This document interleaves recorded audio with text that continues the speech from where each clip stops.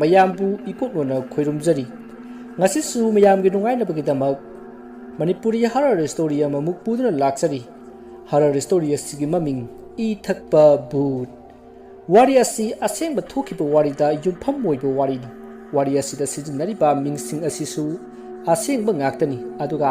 ꯋꯥꯔꯤ ꯑꯁꯤꯗ ꯌꯥꯎꯔꯤꯕ ꯑꯃꯥꯏꯕꯁꯤꯡ ꯑꯁꯤꯒꯤ ꯃꯃꯤꯡꯁꯤꯡ ꯑꯁꯤꯁꯨ ꯑꯁꯦꯡꯕ ꯃꯤꯡꯅꯤ ꯍꯧꯖꯤꯛꯄꯨꯗꯤ ꯂꯣꯏꯅꯃꯛ ꯂꯩꯈꯤꯗ꯭ꯔꯦ ꯌꯥꯝꯅ ꯍꯩꯊꯣꯏ ꯁꯤꯡꯊꯣꯏꯕ ꯃꯒꯨꯟ ꯂꯩꯕ ꯑꯃꯥꯏꯕ ꯉꯥꯛꯇꯅꯤ ꯋꯥꯔꯤ ꯑꯁꯤ ꯅꯧꯅ ꯂꯥꯏꯔꯝ ꯇꯤꯂꯝ ꯊꯤꯗꯅ ꯌꯨꯝ ꯁꯥꯔꯨꯕꯗꯒꯤ ꯊꯣꯛꯈꯤꯕ ꯈꯨꯗꯣꯡꯊꯤꯕ ꯊꯧꯗꯣꯛ ꯑꯃꯒꯤ ꯋꯥꯔꯤꯅꯤ ꯑꯗꯨꯗꯤ ꯃꯌꯥꯝ ꯋꯥꯔꯤ ꯑꯁꯤ ꯀꯔꯤ ꯀꯝꯗꯧꯕꯅꯣ ꯍꯥꯏꯕꯗꯨ ꯇꯥꯃꯤꯟꯅꯔꯁꯤ ꯊꯧꯕꯥꯜ ꯈꯦꯡꯃꯟꯗꯒꯤ ꯈꯔ ꯍꯥꯏꯊꯔꯒ ꯂꯩꯕ ꯂꯝ ꯑꯃꯗ ꯂꯩꯕ ꯅꯤꯂꯃꯅꯤ ꯃꯍꯥꯛ ꯍꯣꯝꯒꯥꯔꯗ ꯑꯃꯁꯨ ꯑꯣꯏꯔꯤ ꯍꯧꯖꯤꯛꯇꯤ ꯔꯤꯇꯤꯌꯔ ꯆꯠꯂꯦ ꯃꯍꯥꯛꯀꯤ ꯃꯆꯤꯟ ꯃꯅꯥꯎ 5ꯅꯤ ꯅꯨꯄꯥ 3 ꯅꯨꯄꯤ 2ꯅꯤ ꯃꯍꯥꯛꯅ ꯈ꯭ꯋꯥꯏꯗꯒꯤ ꯑꯍꯟ ꯃꯥꯒꯤ ꯑꯍꯜ ꯑꯃꯅ ꯃꯈꯣꯏꯒꯤ ꯂꯧ ꯍꯤꯡꯈꯣꯜꯁꯦ ꯌꯥꯝꯅ ꯊꯝꯕꯤꯔꯝꯗꯕꯅ ꯅꯤꯂꯃꯅꯤ ꯑꯃꯗꯤ ꯃꯥꯒꯤ ꯃꯆꯤꯟ ꯃꯅꯥꯎꯁꯤꯡꯅ ꯂꯩꯕꯗ ꯌꯥꯝꯅ ꯆꯤꯟꯈꯤ ꯃꯁꯤꯒꯤ ꯃꯇꯨꯡ ꯃꯆꯟꯅꯨꯄꯤ 2 ꯃꯌꯨꯝ ꯄꯥꯟꯈ꯭ꯔꯕ ꯃꯇꯨꯡ ꯈꯔ ꯀꯣꯝꯒꯗ꯭ꯔꯥ ꯈꯜꯂꯒ ꯅꯤꯂꯃꯅꯤ ꯑꯃꯗꯤ ꯃꯥꯒꯤ ꯃꯅꯥꯎ ꯅꯨꯄꯥꯁꯤꯡ ꯑꯗꯨꯒꯤ ꯃꯁꯥꯁꯤꯡ ꯑꯗꯨꯅ ꯍꯥꯟꯅꯗꯒꯤ ꯑꯃꯨꯛꯀ ꯍꯦꯟꯅ ꯆꯤꯜꯂꯤ ꯃꯁꯤꯗꯒꯤ ꯅꯤꯂꯃꯅꯤꯅ ꯑꯇꯣꯞꯄ ꯂꯝ ꯑꯃꯗ ꯂꯝ ꯂꯩꯗꯨꯅ ꯂꯩꯅꯅꯕ ꯁꯦꯝ ꯁꯥꯈꯤ ꯑꯁꯨꯝꯅ ꯂꯝ ꯊꯤꯔꯛꯄꯗ ꯂꯝ ꯑꯃ ꯐꯪꯈꯤ ꯂꯝꯗꯨ ꯐꯪꯂꯦ ꯍꯥꯏꯗꯅ ꯍꯔꯥꯎꯅꯤꯡꯉꯥꯏ ꯂꯩꯇꯦ ꯂꯝ ꯑꯗꯨ ꯂꯝꯍꯥꯡ ꯑꯣꯏꯅ ꯇꯧꯏ ꯃꯗꯨꯗ ꯌꯨꯝ ꯁꯥꯔꯒꯗꯤ ꯌꯨꯝꯗꯣꯡꯄꯣꯛ ꯍꯥꯏꯕꯗꯨ ꯑꯣꯏꯒꯗꯧꯔꯤꯕꯅꯤ ꯑꯗꯨꯕꯨ ꯑꯇꯣꯞꯄꯗ ꯂꯝ ꯂꯩꯇꯕꯗꯒꯤ ꯇꯉꯥꯏ ꯐꯗꯅ ꯃꯐꯝ ꯑꯗꯨꯗ ꯌꯨꯝ ꯁꯥꯗꯨꯅ ꯂꯩꯕ ꯇꯥꯈꯤ ꯑꯁꯨꯝꯅ ꯃꯐꯝ ꯑꯗꯨꯗ ꯌꯨꯝ ꯁꯥꯗꯨꯅ 2013ꯗ ꯁꯪꯒꯥꯗꯨꯅ ꯑꯥꯏꯒ꯭ꯌꯥ ꯄꯔꯈꯤꯠꯅ ꯅꯨꯡꯉꯥꯏ ꯌꯥꯏꯐꯕ ꯑꯣꯏꯅꯅꯕ ꯄꯨꯖꯥ ꯇꯧꯗꯨꯅ ꯂꯩꯈꯤ ꯑꯉꯛꯄꯅꯤ ꯌꯨꯝ ꯑꯗꯨꯒꯤ ꯁꯪꯒꯥꯕ ꯅꯨꯃꯤꯠꯇ ꯌꯨꯝ ꯑꯗꯨꯒꯤ ꯃꯅꯨꯡꯗ ꯐꯝꯕ ꯃꯤꯁꯤꯡꯅ ꯉꯥꯃꯨ ꯂꯧꯕꯒꯤ ꯃꯅꯝ ꯅꯝꯃꯤ ꯍꯥꯏꯅꯔꯛꯈꯤ ꯑꯗꯨꯕꯨ ꯈꯔ ꯑꯃꯅꯗꯤ ꯃꯤ ꯄꯣꯠꯂꯣꯏꯕꯒꯤ ꯍꯤꯡꯒꯥꯏ ꯃꯅꯝꯅꯤ ꯍꯥꯏꯗꯨꯅ ꯆꯤꯕꯣꯟ ꯉꯥꯡꯅꯈꯤ ꯑꯗꯨꯕꯨ ꯌꯥꯝꯅ ꯀꯟꯅꯗꯤ ꯋꯥ ꯂꯥꯎꯈꯤꯗꯦ ꯑꯁꯨꯝꯅ ꯌꯨꯝ ꯑꯗꯨꯗ ꯅꯤꯂꯃꯅꯤ ꯃꯥꯒꯤ ꯅꯨꯄꯤ ꯁꯨꯅꯤꯇꯥ ꯑꯃꯗꯤ ꯃꯈꯣꯏꯒꯤ ꯃꯆꯥ 3 ꯕꯤꯛꯀꯤ ꯑꯃꯗꯤ ꯄꯤꯟꯀꯤ ꯃꯣꯟꯇꯤ ꯃꯈꯣꯏ ꯄꯨꯟꯅ ꯌꯨꯝ ꯑꯗꯨꯗ ꯂꯩꯈꯤ ꯑꯁꯨꯝꯅ ꯌꯨꯝ ꯑꯗꯨꯗ ꯃꯈꯣꯏꯅ ꯂꯩꯔꯛꯄ ꯍꯞꯇꯥ ꯐꯥꯔꯛꯄꯗ ꯌꯨꯝ ꯑꯗꯨꯗ ꯍꯥꯟꯅꯒ ꯃꯥꯟꯅꯗꯕ ꯊꯧꯗꯣꯛ ꯀꯌꯥ ꯊꯣꯛꯄ ꯍꯧꯔꯛꯈꯤ ꯅꯨꯃꯤꯠꯇꯨ ꯅꯣꯡꯁꯨ ꯊꯤꯠꯂꯤ ꯆꯨꯏ ꯅꯨꯃꯤꯗꯥꯡꯒꯤ ꯃꯇꯝꯅꯤ ꯅꯤꯂꯃꯅꯤꯗꯤ ꯃꯥꯒꯤ ꯊꯕꯛ ꯃꯐꯝꯗꯒꯤ ꯍꯜꯂꯛꯇ꯭ꯔꯤ ꯃꯥꯁꯨ ꯅꯣꯡ ꯇꯥꯕꯗꯨꯗ ꯅꯣꯡ ꯍꯥꯡꯕ ꯉꯥꯏꯔꯒ ꯂꯩꯈ꯭ꯔꯦ ꯑꯁꯤꯒꯨꯝꯂꯕ ꯃꯇꯝ ꯑꯁꯤꯗ ꯅꯤꯂꯃꯅꯤꯒꯤ ꯌꯨꯝ ꯑꯗꯨꯗ ꯂꯩꯔꯤꯕ ꯃꯈꯣꯏ 4 ꯑꯗꯨꯒꯤ ꯃꯅꯨꯡꯗ ꯅꯤꯂꯃꯅꯤꯒꯤ ꯅꯨꯄꯤ ꯁꯨꯅꯤꯇꯥꯅ ꯆꯥꯛ ꯊꯣꯡꯂꯤ ꯑꯗꯨꯒ ꯄꯤꯟꯀꯤ ꯑꯃꯗꯤ ꯃꯣꯟꯇꯤꯗꯤ ꯇꯤꯚꯤ ꯌꯦꯡꯂꯤ ꯑꯗꯨꯒ ꯅꯥꯀꯜ ꯑꯃꯗꯅ ꯅꯤꯂꯃꯅꯤꯒꯤ ꯃꯆꯟꯅꯨꯄꯥ ꯕꯤꯛꯀꯤꯗꯤ ꯃꯥꯒꯤ ꯀꯥꯒꯤ ꯐꯃꯨꯡꯗ ꯂꯥꯏꯔꯤꯛ ꯄꯥꯔꯤ ꯇꯟꯖꯥ ꯑꯗꯨꯗ ꯂꯥꯏꯔꯤꯛ ꯄꯥꯗꯨꯅ ꯂꯩꯔꯤꯕ ꯕꯤꯛꯀꯤꯒꯤ ꯀꯥ ꯑꯗꯣꯝꯗ ꯃꯤ ꯑꯃ ꯗꯨꯡ ꯂꯥꯛꯏ ꯕꯤꯛꯀꯤꯗꯤ ꯃꯃꯥ ꯃꯆꯟꯁꯤꯡ ꯑꯣꯏꯔꯝꯒꯅꯤ ꯈꯟꯗꯨꯅ ꯊꯧꯁꯥꯔꯨꯗꯦ ꯑꯗꯨꯕꯨ ꯀꯥ ꯑꯗꯨꯒꯤ ꯃꯅꯥꯛ ꯌꯧꯔꯛꯂꯒ ꯀꯥ ꯑꯗꯨꯗ ꯆꯪꯂꯛꯄꯗꯗꯤ ꯃꯈꯣꯜꯗꯃꯛ ꯇꯥꯏ ꯃꯁꯛꯇꯤ ꯎꯈꯤꯗꯦ ꯃꯗꯨꯗ ꯂꯥꯏꯔꯤꯛ ꯄꯥꯔꯝꯕ ꯕꯤꯛꯀꯤꯅ ꯀꯣꯏꯌꯦꯡ ꯌꯦꯡꯉꯤ ꯑꯗꯨꯒ ꯃꯥꯒꯤ ꯀꯥ ꯑꯗꯨꯒꯤ ꯊꯣꯡꯗꯒꯤ ꯆꯤꯞꯊꯔꯒ ꯀꯣꯏꯌꯦꯡ ꯌꯦꯡꯉꯤ ꯑꯗꯨꯕꯨ ꯀꯅꯥ ꯑꯃꯠꯇ ꯆꯠꯈꯤꯕ ꯑꯃꯗꯤ ꯂꯥꯛꯈꯤꯕꯒꯤ ꯈꯨꯗꯝ ꯐꯪꯈꯤꯗꯦ ꯑꯁꯨꯝꯅ ꯌꯦꯡꯂꯤꯉꯩ ꯃꯥꯅ ꯍꯧꯖꯤꯛ ꯄꯥꯔꯝꯕ ꯂꯥꯏꯔꯤꯛꯇꯨ ꯀꯅꯥꯒꯨꯝꯕ ꯑꯃꯅ ꯐꯥꯛꯄꯒꯤ ꯃꯈꯣꯟ ꯇꯥꯔꯛꯄꯗꯒꯤ ꯇꯨꯡꯗ ꯁꯠ ꯂꯩꯁꯤꯟꯗꯨꯅ ꯌꯦꯡꯉꯤ ꯃꯇꯝ ꯑꯗꯨꯗ ꯃꯥꯅ ꯂꯥꯏꯔꯤꯛ ꯄꯥꯔꯝꯕ ꯐꯃꯨꯡ ꯃꯊꯛ ꯑꯗꯨꯗ ꯅꯨꯄꯤ ꯑꯃꯒꯤ ꯃꯑꯣꯡ ꯃꯥꯟꯕ ꯃꯨꯁꯨꯛ ꯃꯨꯕ ꯑꯃ ꯃꯃꯤꯗꯤ ꯀꯌꯥ ꯁꯦꯡꯗꯕꯤꯗ ꯈꯣꯡꯒ꯭ꯔꯥꯏ ꯆꯜꯂꯒ ꯐꯝꯂꯒ ꯃꯀꯣꯛ ꯅꯣꯟꯊꯔꯒ ꯂꯩꯔꯝꯈꯤ ꯃꯗꯨ ꯎꯔꯨꯕꯗ ꯕꯤꯛꯀꯤꯗꯨ ꯃꯃꯥ ꯁꯨꯅꯤꯇꯥꯕꯨ ꯀꯧꯗꯨꯅ ꯆꯥꯛꯈꯨꯝ ꯇꯝꯅ ꯆꯦꯜꯂꯛꯏ ꯑꯁꯨꯝꯅ ꯕꯤꯛꯀꯤꯅ ꯂꯥꯎꯗꯨꯅ ꯆꯦꯜꯂꯛꯄꯗ ꯇꯤꯚꯤ ꯌꯦꯡꯗꯨꯅ ꯂꯩꯔꯝꯕ ꯄꯤꯟꯀꯤ ꯑꯃꯗꯤ ꯃꯣꯟꯇꯤꯁꯨ ꯀꯩꯗꯧꯕ ꯌꯥꯎꯔꯕꯖꯥꯠꯅꯣ ꯍꯥꯏꯗꯨꯅ ꯃꯈꯣꯏꯁꯨ ꯆꯥꯛꯁꯪꯂꯣꯝꯗ ꯆꯦꯟꯁꯤꯜꯂꯛꯏ ꯃꯗꯨꯗ ꯕꯤꯛꯀꯤꯅ ꯃꯃꯥ ꯃꯆꯟꯁꯤꯡꯗ ꯃꯥꯅ ꯍꯧꯖꯤꯛ ꯎꯈꯤꯕꯗꯣ ꯇꯝꯈꯤ ꯃꯗꯨꯗ ꯃꯃꯥ ꯁꯨꯅꯤꯇꯥꯅ ꯍꯦꯔꯥ ꯋꯥꯈꯜꯅ ꯑꯣꯏꯔꯝꯒꯅꯤ ꯂꯥꯎ ꯑꯩꯈꯣꯏ ꯄꯨꯟꯅ ꯌꯦꯡꯉꯨꯁꯤ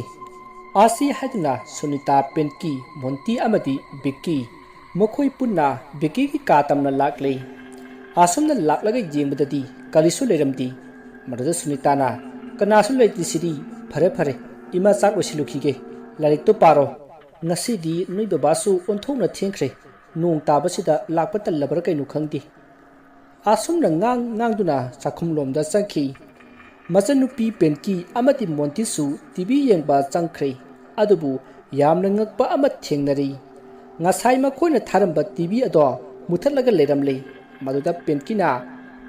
iche TV sibu aikhoi muthalambrane as kai no muthalamteda kulaw law na paduda adum chili dudi aduni as gyan ga tajada cha ja no sibo asia haiduna TV do amuk on tawi aduga amuk jengkhre somda Nilamani su nong khara patharak padagi mayumda halaklei Nilamani na nong hangba ngai base sumna leplaga ngai banati yumlakta leiba bentar amada phamlaga yu thaklaga ngai ribani asumna Nilamani du yu ngaurga yumda halakpada mage yumgi thongan tagi kanagumba miyoi khara thoraklaga paraprap chatkibadu ukhi maduda Nilamani na karino ne kanano ni ai khoi dagi thukribasibo aibu ibai Sunil dubu lakpa jalane asumna Nilamani du wakhan tawduna asum lakpana magi thongan jarokle matam aduda kadom da ginu khangdi yamna namthiba mi poloi bagi manam namlakhi maduda Nilamani na kadai dagi manam no ne asi haiduna manaton melaga mayumda changdai mayum yoraga magi nupi Sunita amati masa singbu kawi maduda Penkin taraduna thonga do hangi asumna Penkina satkhingai Montina TV yingaga leiringai magi tungda kanagumba ama satkibagi nungchetki sahum phangki maduda Montina hoima haiduna tungda khanghai khangjin wona yengthoi adubu kanasu leramdi masideki masu kirakladuna Pinki haiduna kauduna karudagi thoraklei mahanga thorakpada saksangda magi mapa Nilamani mama Sunita amati manaw nupi Penki makhoi ahum lairami maduda Penkina iche kaidoroge adu kana kauduna laidubo maduda Montina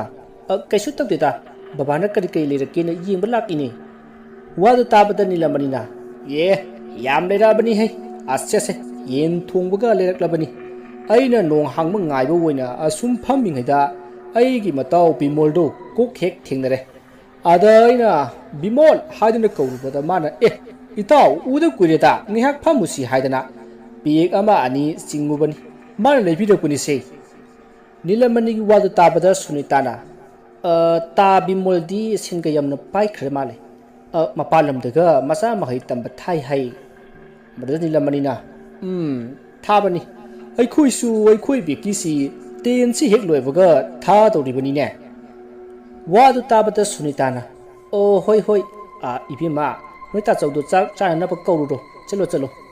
maduda Montina Penkida lao ta chaw kauru se haiduna makoi ani chatkhre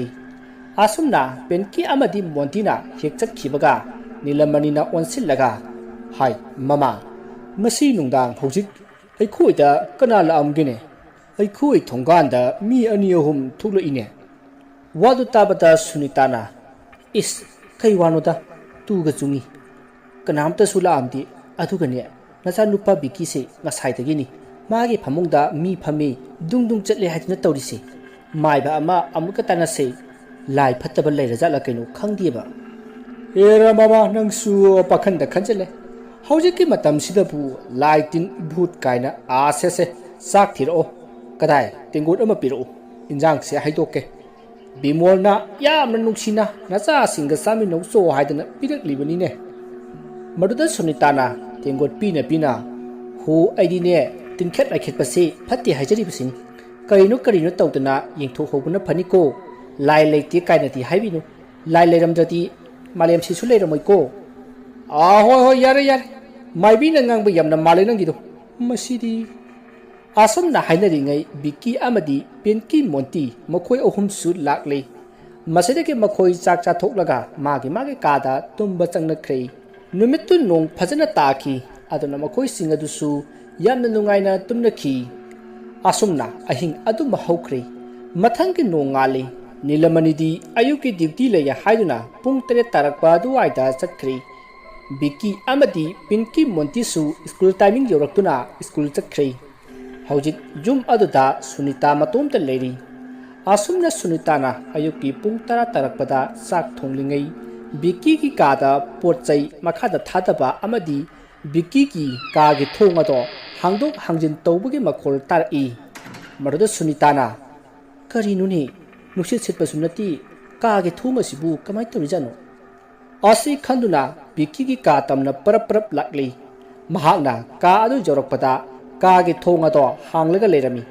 ꯃꯗꯨꯗ ꯁꯨꯅꯤꯇꯥꯅ ꯀꯥ ꯑꯗꯨꯗ ꯆꯪꯁꯤꯜꯂꯒ ꯀꯔꯤ ꯀꯔꯤ ꯇꯧꯔꯕꯖꯥꯠꯅꯣ ꯍꯥꯏꯗꯨꯅ ꯌꯦꯡꯕꯗ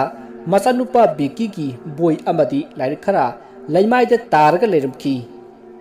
ꯃꯗꯨ ꯕꯤꯛꯀꯤꯅ ꯊꯥꯗꯔꯝꯂꯤꯕ꯭ꯔꯥ ꯅꯠꯇ꯭ꯔꯒ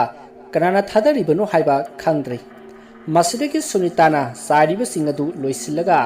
ꯂꯥꯏꯔꯤꯛ ꯐꯥꯟ ꯑꯗꯨꯗ ꯊꯝꯕꯒ ꯀꯥ ꯑꯗꯨꯒꯤ ꯊꯣꯡ ꯑꯗꯣ ꯃꯁꯥ ꯃꯇꯣꯝꯇ ꯒꯝ ꯂꯥꯎꯅ ꯊꯤꯡꯖꯤꯟꯈꯤ ꯃꯗꯨꯗ ꯁꯨꯅꯤꯇꯥꯗꯣ ꯈꯪꯄ꯭ꯔꯦꯛ ꯈꯪꯗꯨꯅ ꯀꯣꯏꯂꯥꯎ ꯂꯥꯎꯈꯤ ꯑꯗꯨꯒ ꯊꯣꯡ ꯑꯗꯨꯕꯨ ꯍꯥꯡꯅꯅꯕ ꯌꯥꯝꯅ ꯀꯟꯅ ꯍꯣꯠꯅꯈꯤ ꯑꯗꯨꯕꯨ ꯊꯣꯡ ꯑꯗꯣ ꯑꯁꯣꯝ ꯋꯥꯡꯃꯗꯒꯤ ꯀꯅꯥꯒꯨꯝꯕ ꯑꯃꯅ ꯌꯥꯟꯗꯨꯅ ꯊꯝꯕꯒꯨꯝ ꯍꯥꯡꯕ ꯌꯥꯈꯤꯗꯦ ꯇꯧꯔꯤꯕ ꯃꯇꯧ ꯑꯗꯨꯗ ꯁꯨꯅꯤꯇꯥ ꯃꯁꯥ ꯑꯗꯣ ꯊꯛ ꯊꯛ ꯅꯤꯛꯇꯨꯅ ꯅꯤꯡꯁꯥ ꯁꯣꯔ ꯊꯕꯦꯠ ꯊꯕꯦꯠ ꯍꯣꯟꯗꯨꯅ ꯍꯨꯃꯥꯡ ꯑꯅꯞꯄꯤ ꯀꯥꯕ ꯃꯈꯩ ꯊꯣꯡ ꯑꯗꯣ ꯀꯟꯅ ꯆꯤꯡꯗꯨꯅ ꯍꯥꯡꯅꯅꯕ ꯍꯣꯠꯅꯖꯔꯤ ꯑꯗꯨꯕꯨ ꯃꯍꯥꯛ ꯍꯧꯖꯤꯛꯇꯤ ꯀꯤꯃꯟꯈꯤꯕꯅ ꯃꯁꯥ ꯑꯗꯨꯁꯨ ꯏꯁꯣꯟ ꯁꯣꯟꯊꯈ꯭ꯔꯦ ꯃꯈꯨꯠ ꯑꯗꯨꯁꯨ ꯊꯛ ꯊꯛ ꯅꯤꯛꯂꯦ ꯁꯨꯅꯤꯇꯥ ꯀꯞꯇꯨꯅ ꯀꯅꯥ ꯀꯅꯥ ꯂꯩꯒꯦ ꯊꯣꯡꯁꯦ ꯑꯃꯨꯛꯇ ꯍꯥꯡꯉꯨ ꯍꯥꯏꯗꯨꯅ ꯀꯟꯅ ꯂꯥꯎꯔꯤ ꯑꯁꯨꯝꯅ ꯇꯧꯔꯤꯉꯩꯗ ꯊꯣꯡꯒꯤ ꯑꯁꯣꯝ ꯋꯥꯡꯃꯗ ꯀꯅꯥꯒꯨꯝꯕ ꯈꯔ ꯃꯨꯔꯨꯝ ꯃꯨꯔꯨꯝ ꯁꯣꯟꯕꯒꯤ ꯃꯈꯣꯜ ꯇꯥꯈꯤ ꯑꯗꯨꯒ ꯗꯨꯡꯗꯨꯡ ꯆꯠꯈꯤꯕꯒꯤ ꯃꯈꯣꯜꯁꯨ ꯇꯥꯈꯤ ꯃꯈꯣꯜꯗꯣ ꯍꯦꯛ ꯇꯥꯕꯒ ꯊꯣꯡ ꯑꯗꯣ ꯈꯪꯍꯥꯡ ꯍꯥꯡꯗꯣꯔꯛꯏ ꯃꯗꯨꯗ ꯁꯨꯅꯤꯇꯥꯗꯣ ꯂꯣꯡꯈꯥꯛ ꯂꯧꯅ ꯇꯨꯈꯤ ꯃꯁꯤꯗꯒꯤ ꯃꯍꯥꯛ ꯃꯀ꯭ꯂꯥꯛ ꯑꯗꯨ ꯅꯤꯛꯃꯟꯈꯤꯕꯅ ꯂꯦꯞꯈꯠꯂꯒ ꯆꯠꯄ ꯐꯥꯎꯕ ꯉꯝꯗꯗꯨꯅ ꯁꯟ ꯁꯥꯔꯒ ꯄꯔꯞ ꯄꯔꯞ ꯀꯥ ꯑꯗꯨꯗꯒꯤ ꯊꯣꯔꯛꯏ ꯑꯗꯨꯒ ꯃꯍꯥꯛ ꯃꯄꯥꯟꯗ ꯄꯔꯞ ꯄꯔꯞ ꯊꯣꯔꯛꯂꯒ ꯃꯥꯡꯒꯣꯜꯗ ꯃꯈꯣꯡ ꯌꯥꯟꯊꯔꯒ ꯅꯤꯡꯁꯥ ꯐꯨꯏꯅ ꯍꯣꯟꯗꯨꯅ ꯐꯝꯂꯒ ꯏꯃꯨꯡ ꯑꯗꯨꯗ ꯑꯣꯟꯁꯤꯜꯂꯒ ꯌꯦꯡꯂꯒ ꯂꯩ ꯃꯇꯝ ꯑꯗꯨꯗ ꯅꯤꯂꯃꯅꯤꯁꯨ ꯊꯕꯛ ꯍꯜꯂꯛꯂꯤ ꯃꯥꯅ ꯊꯕꯛ ꯍꯜꯂꯛꯄꯗ ꯃꯥꯒꯤ ꯅꯨꯄꯤ ꯁꯨꯅꯤꯇꯥꯅ ꯃꯁꯝ ꯃꯅꯥ ꯏꯆꯣꯏ ꯆꯣꯏꯅ ꯃꯐꯤ ꯃꯔꯣꯟ ꯃꯑꯣꯡ ꯆꯥꯗꯅ ꯂꯩꯔꯝꯕ ꯑꯗꯨꯗ ꯅꯤꯂꯃꯅꯤꯅ ꯏꯄꯥ ꯄꯥꯈꯠꯅ ꯆꯦꯟꯁꯤꯜꯂꯤ ꯑꯗꯨꯒ ꯍꯥꯏ ꯀꯩꯗꯧꯔꯦ ꯍꯥ ꯀꯩꯗꯧꯔꯒꯦꯕ ꯅꯪꯕꯨ ꯅꯤꯂꯃꯅꯤꯒꯤ ꯑꯗꯨꯝꯅ ꯍꯪꯂꯛꯄ ꯑꯗꯨꯗ ꯁꯨꯅꯤꯇꯥꯗꯣ ꯅꯤꯂꯃꯅꯤꯗ ꯃꯨꯟꯅ ꯌꯦꯡꯂꯒ ꯀꯞꯂꯛꯂꯤ ꯑꯗꯨꯒ ꯃꯥꯅ ꯍꯧꯖꯤꯛ ꯊꯦꯡꯅꯈꯤꯕꯁꯤꯡꯗꯣ ꯇꯝꯃꯤ ꯃꯗꯨꯗ ꯅꯤꯂꯃꯅꯤꯅ ꯑꯁꯦꯡꯕꯔꯅꯤ ꯃꯃꯥ ꯅꯪꯅ ꯍꯥꯏꯔꯤꯕꯁꯤꯕꯣ ꯑꯁꯤ ꯍꯥꯏꯗꯨꯅ ꯍꯪꯉꯤ ꯃꯗꯨꯗ ꯁꯨꯅꯤꯇꯥꯅ ꯃꯥꯅꯦ ꯍꯥꯏꯗꯨꯅ ꯀꯞꯇꯨꯅ ꯍꯥꯏꯔꯤ ꯃꯁꯤꯗꯒꯤ ꯅꯤꯂꯃꯅꯤꯁꯨ ꯆꯤꯡꯅꯕ ꯄꯣꯛꯇꯨꯅ ꯍꯣꯏ ꯍꯣꯏ ꯑꯩ ꯍꯌꯦꯡꯁꯦ ꯑꯃꯥꯏꯕ ꯑꯃ ꯌꯦꯡꯂꯨꯔꯒꯦ ꯑꯁꯤ ꯍꯥꯏꯗꯨꯅ ꯁꯨꯅꯤꯇꯥꯕꯨ ꯊꯦꯝꯖꯤꯟꯕꯤꯔꯤ ꯑꯗꯨꯒ ꯏꯃꯨꯡꯗ ꯄꯨꯁꯤꯜꯂꯛꯏ ꯃꯁꯤꯗꯒꯤ ꯅꯤꯂꯃꯅꯤꯅ ꯆꯥꯛ ꯑꯗꯣ ꯃꯥꯅ ꯑꯣꯏꯅ ꯊꯣꯡꯂꯤ ꯁꯣꯝꯗ ꯁꯨꯅꯤꯇꯥꯗꯤ ꯃꯥꯅ ꯊꯦꯡꯅꯈꯤꯕꯁꯤꯡ ꯑꯗꯣ ꯍꯟꯖꯤꯟ ꯍꯟꯖꯤꯟ ꯋꯥꯔꯤ ꯂꯤꯗꯨꯅ ꯂꯩꯔꯤ ꯇꯁꯦꯡꯅ ꯃꯍꯥꯛ ꯋꯥꯈꯜ ꯑꯃ ꯇꯧꯈ꯭ꯔꯦ ꯃꯗꯨꯗ ꯅꯤꯂꯃꯅꯤꯅ ꯍꯥꯏ ꯃꯃꯥ ꯅꯪꯕꯨ ꯑꯩ ꯈꯪꯉꯤ ꯌꯥꯔꯦꯅꯦ ꯍꯌꯦꯡ ꯑꯃꯥꯏꯕ ꯑꯃ ꯀꯧꯔꯨꯔꯒꯦ ꯍꯥꯏꯔꯗꯅ ꯑꯁꯦꯁꯦ ꯉꯥꯏꯍꯥꯛꯀ ꯇꯨꯃꯤꯟꯅ ꯂꯩꯌꯨ ꯑꯁꯤ ꯍꯥꯏꯗꯨꯅ ꯊꯦꯝꯖꯤꯟꯕꯤꯔꯤ ꯃꯁꯤꯒꯤ ꯃꯇꯨꯡ ꯅꯨꯃꯤꯠ ꯑꯗꯨꯒꯤ ꯅꯨꯃꯤꯗꯥꯡ ꯋꯥꯏꯔꯝꯗ ꯅꯤꯂꯃꯅꯤꯅ ꯊꯧꯕꯥꯜꯗ ꯆꯠꯇꯨꯅ ꯊꯧꯕꯥꯜ ꯀꯩꯊꯦꯜꯗꯒꯤ ꯈꯣꯏꯖꯣ ꯂꯩꯈꯥꯝ ꯂꯩꯔꯒ ꯃꯥꯒꯤ ꯌꯨꯝꯒꯤ ꯑꯀꯣꯏꯕꯗ ꯑꯣꯛꯊꯣꯛꯏ ꯑꯁꯨꯝꯅ ꯇꯧꯕꯗꯒꯤ ꯁꯨꯅꯤꯇꯥꯗꯣ ꯋꯥꯈꯜ ꯈꯔ ꯂꯥꯛꯄꯗꯧꯅ ꯇꯧꯏ ꯃꯁꯤꯗꯒꯤ ꯕꯤꯀꯤ ꯑꯃꯗꯤ ꯄꯦꯟꯀꯤ ꯃꯣꯟꯇꯤ ꯃꯈꯣꯏꯁꯨ ꯊꯣꯛꯈꯤꯕ ꯊꯧꯗꯣꯛ ꯑꯗꯨꯒꯤ ꯃꯇꯥꯡꯗ ꯈꯪꯕꯗꯒꯤ ꯃꯈꯣꯏꯁꯨ ꯀꯤꯕꯅ ꯂꯣꯏꯔꯤ ꯑꯗꯨꯅ ꯅꯥꯏꯇꯣꯝ ꯌꯨꯝ ꯑꯗꯨꯗ ꯂꯩꯕ ꯀꯤꯅꯔꯤ ꯁꯣꯝꯗ ꯁꯨꯅꯤꯇꯥꯗꯤ ꯏꯊꯥ ꯊꯥꯖꯗꯅ ꯂꯥꯏꯍꯧ ꯍꯧꯖꯤꯜꯂꯛꯈꯤ ꯑꯃꯗꯤ ꯃꯃꯤꯠꯇꯤ ꯄꯥꯡꯗꯅ ꯆꯣꯏꯔꯣꯟ ꯂꯣꯟꯕ ꯍꯧꯔꯛꯂꯤ ꯃꯥꯅ ꯍꯥꯏꯕꯗ ꯌꯨꯝꯁꯤꯒꯤ ꯑꯀꯣꯏꯕꯗ ꯂꯩꯔꯤꯕ ꯂꯥꯏꯁꯦ ꯑꯆꯝꯕ ꯂꯥꯏ ꯅꯠꯇꯦ ꯃꯍꯥꯛꯅ ꯅꯈꯣꯏ ꯂꯣꯏꯅꯃꯛꯀꯤ ꯏ ꯊꯛꯀꯅꯤ ꯍꯥꯏꯔꯤ ꯅꯈꯣꯏ ꯀꯤꯗ꯭ꯔꯣ ꯑꯁꯤꯅꯆꯤꯡꯕ ꯋꯥꯍꯩ ꯀꯌꯥ ꯍꯥꯏꯗꯨꯅ ꯆꯣꯏꯔꯣꯟ ꯄꯥꯔꯣꯟ ꯂꯣꯟꯕ ꯍꯧꯔꯛꯏ ꯃꯔꯝ ꯑꯁꯤꯅ ꯕꯤꯀꯤꯅ ꯃꯃꯥ ꯁꯨꯅꯤꯇꯥꯕꯨ ꯐꯝꯁꯤꯟꯅꯗꯨꯅ ꯂꯩꯔꯤ ꯑꯗꯨꯒ ꯅꯤꯂꯃꯅꯤꯅ ꯁꯨꯅꯤꯇꯥꯒꯤ ꯂꯥꯏꯍꯧ ꯑꯗꯨ ꯍꯟꯅꯅꯕ ꯐꯥꯔꯃꯥꯁꯤꯗꯒꯤ ꯍꯤꯗꯥꯛ ꯂꯩꯕ ꯆꯠꯈ꯭ꯔꯤ ꯁꯣꯝꯗꯅ ꯄꯤꯟꯀꯤ ꯑꯃꯗꯤ ꯃꯣꯟꯇꯤ ꯃꯈꯣꯏ ꯑꯅꯤꯅ ꯆꯥꯛ ꯊꯣꯡꯂꯤ ꯑꯉꯛꯄꯅꯤ ꯃꯤꯑꯣꯏꯕ ꯑꯩꯈꯣꯏꯒꯤ ꯄꯨꯟꯁꯤꯁꯦ ꯉꯔꯥꯡꯗ ꯃꯣꯃꯣꯟ ꯅꯣꯛꯂꯝꯕ ꯏꯃꯨꯡꯁꯦ ꯉꯁꯤꯗꯤ ꯅꯨꯡꯁꯨꯛ ꯅꯨꯡꯖꯥꯟꯅꯔꯤ ꯑꯁꯣꯝꯅ ꯃꯇꯝꯗꯨ ꯅꯨꯃꯤꯗꯥꯡꯒꯤ ꯄꯨꯡ 3 ꯍꯦꯜꯂꯛꯄꯗ ꯅꯤꯂꯃꯅꯤꯗꯨ ꯃꯥꯒꯤ ꯅꯨꯄꯤꯒꯤ ꯍꯤꯗꯥꯛ ꯄꯨꯗꯨꯅ ꯃꯌꯨꯝꯂꯣꯝꯗ ꯄꯔꯞ ꯄꯔꯞ ꯂꯥꯛꯏ ꯃꯇꯝ ꯑꯗꯨꯗ ꯉꯁꯤꯁꯨ ꯉꯔꯥꯡꯒꯤ ꯃꯇꯧꯒꯨꯝꯅ ꯃꯈꯣꯏ ꯃꯤꯑꯣꯏ 2-3 ꯃꯈꯣꯏꯒꯤ ꯊꯣꯡꯒꯥꯜꯗꯒꯤ ꯊꯣꯔꯛꯏ ꯃꯗꯨ ꯎꯕꯗ ꯅꯤꯂꯃꯅꯤꯅ ꯉꯁꯤꯗꯤ ꯃꯥꯅ ꯎꯔꯤꯕ ꯃꯤꯑꯣꯏꯁꯤꯡ ꯑꯗꯨꯒꯤ ꯈꯣꯡꯒꯨꯟ ꯂꯤꯔꯨꯒꯦ ꯈꯟꯗꯨꯅ ꯃꯇꯨꯡ ꯏꯟꯅꯔꯛꯂꯤ ꯑꯁꯨꯝꯅ ꯅꯤꯂꯃꯅꯤꯅ ꯃꯥꯒꯤ ꯊꯣꯡꯒꯥꯜꯗꯒꯤ ꯊꯣꯔꯛꯄ ꯃꯈꯣꯏ 2-3 ꯑꯗꯨꯒꯤ ꯈꯣꯡꯒꯨꯟ ꯂꯤꯗꯨꯅ ꯑꯁꯨꯝ ꯏꯟꯅꯔꯛꯄꯗ ꯁ꯭ꯋꯥꯏ ꯂꯥꯎꯕ ꯑꯃ ꯊꯦꯡꯅꯔꯩ ꯅꯤꯂꯃꯅꯤꯅ ꯀꯅꯥꯅꯣ ꯍꯥꯏꯗꯨꯅ ꯃꯇꯨꯡ ꯏꯟꯅꯔꯤꯕ ꯃꯥꯒꯤ ꯊꯣꯡꯒꯥꯜꯗꯒꯤ ꯊꯣꯔꯛꯄ ꯃꯈꯣꯏ 2-3 ꯑꯗꯨ ꯃꯥꯒꯤ ꯌꯨꯝꯗꯒꯤ ꯈꯔ ꯆꯠꯂꯒ ꯂꯩꯔꯤꯕ mang aduda sangkhri aduga tapna tapna mami sami tawraga mangkhri madu ubada Nilamani swai lawi karamba kanda jorakhibano khangdi mahak hotana chelakpada magi yumgi thongala do joromli masidigi mahakna mafam maduaida kuying jingramlaga magi yumda paraprap changi aduga thong hangana ba haiki masidigi piki du taraduna thong hangba thoraktuna thong ado hangi maruda bikina pabung kedorogi ipa pakhlibedubo maduda Nilamani na ha aibo ai kaisu tawdida lao lao changasi Asiya haiduna makhoi imungda janglakli masidagi Nilamani amati Biki Sunitagi manakta phamduna Nilamani na leirakliba hidak sing adu jingminari somdana Pinki amati Monty su chak rosilakli maduda Penkina kompak adu paiduna maning thongda khuchum haidokpa thorakpada makhoigi maningi stabon hokpa sambal narak aduda mi ama san sarga chatpadawna muri muri lengleng chatpado ukhi madu ubada Penki do hoi ima haiduna kompak atu langthok lamlaga masi Monty gi manakta chinsilli maruda Monty na kedorage ha kari leramino haina hangi maruda Penki na mana ukhibado tammi asomna makhoi anina ya langba aduda Biki amati makhoi gi mapan Nilamani saksangda chinsilli aduga kedunare haiduna hangi maruda Penki na mana ukhibado tamli Penki ki wadu tabata Bikina maning thongda prap thoi aduga sitabon horiba aduda koyeng yengi adubu kanasu leramdi masidegi Bikina sitabon bari singdu haidok tuna kari leibano haiduna yengi adubu kari matadi leramdi asomna Bikina jenglingai matung lomdagi kanagumba ama tungdung chenkibagi makhol taki maruda Bikina tungda sat leithoklaga ying adubu kana amatadi chenkhibu ukhidi masidagi mahaksu masada jinglawba ama phawraktuna taduna leiriba kompak adu khungatlaga sakhumda paraprap changaklei aduga maning thong adu lonsili aduga kana amata lehogdi haiduna khummi masidagi Nilamani na phare saktu loisilo asi haramlaga Sunitagi manakta chakrei masidagi Penki amadi Monty Biki da punna leminasi haibadagi makhoi ahum punna leminari masidagi makhoi chak loraduna makhoi punna chaminari Sunitadi numit aduma zadri mana thokpa soron londuna phamungda adum leiri asumna makhoi chakcha toklaga Sunitagi manakta phamlaga Sunitada kaidorake haiduna itattatna hangi adubu Sunitadi mamiti pangdabida murum solaga adum lei asumna asum haukibana ahingi pung ama tarakpada Nilamani amati magi masasingna tumlingaida yum adugi saksangda kolik langbagi makhol taki amadi chapu uyan sing adugi makhumdu amuk hangdok amuk khomjin tawbagi kap lawpa makhol taki adubu makhoi karisu hainadana tumin leinari asumna leirambadagi Sunitana leiriba ka adugi thongnauda khorok khorakhi makhol adu tabada makhoi swai lawi maruda Nilamani na hai kanano haina hangi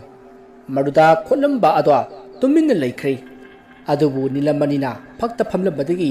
phuk hawgatlaga thongnaw adu phat hangdoklaga koyeng yengi adubu kanamata dadi leiramdi masidigi amuk thongnaw godo lonsillaga phakta phamlaga lei asumna leirambadagi Biki du asum uiraktuna tumthakhre mahakna hek tumthabaga mahak skun halakli ni haiduna tawi asumna mahakna skun halakpada maki kada mamado thauri yalaga mayadagi matin taduna mamit ngaksangangna leirambadu ukhi madu upuda Biki mamabu kauduna kaplaga chinsilli aduga mamagi yanduna leiriba makhong ado paikhatuna kapki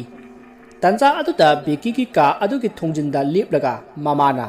Biki kedorage haina hangli maruda Bikina mana makhong paikhatliba mama adugi mamaida yengkhallakpada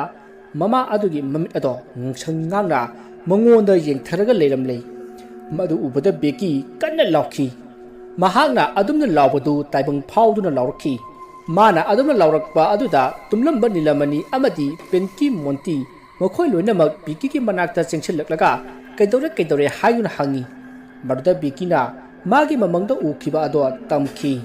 Maruda Nilamanina, Hera, Mangi Wabu, Mang High City Mangridana, Asi Haduna Timjin Biki.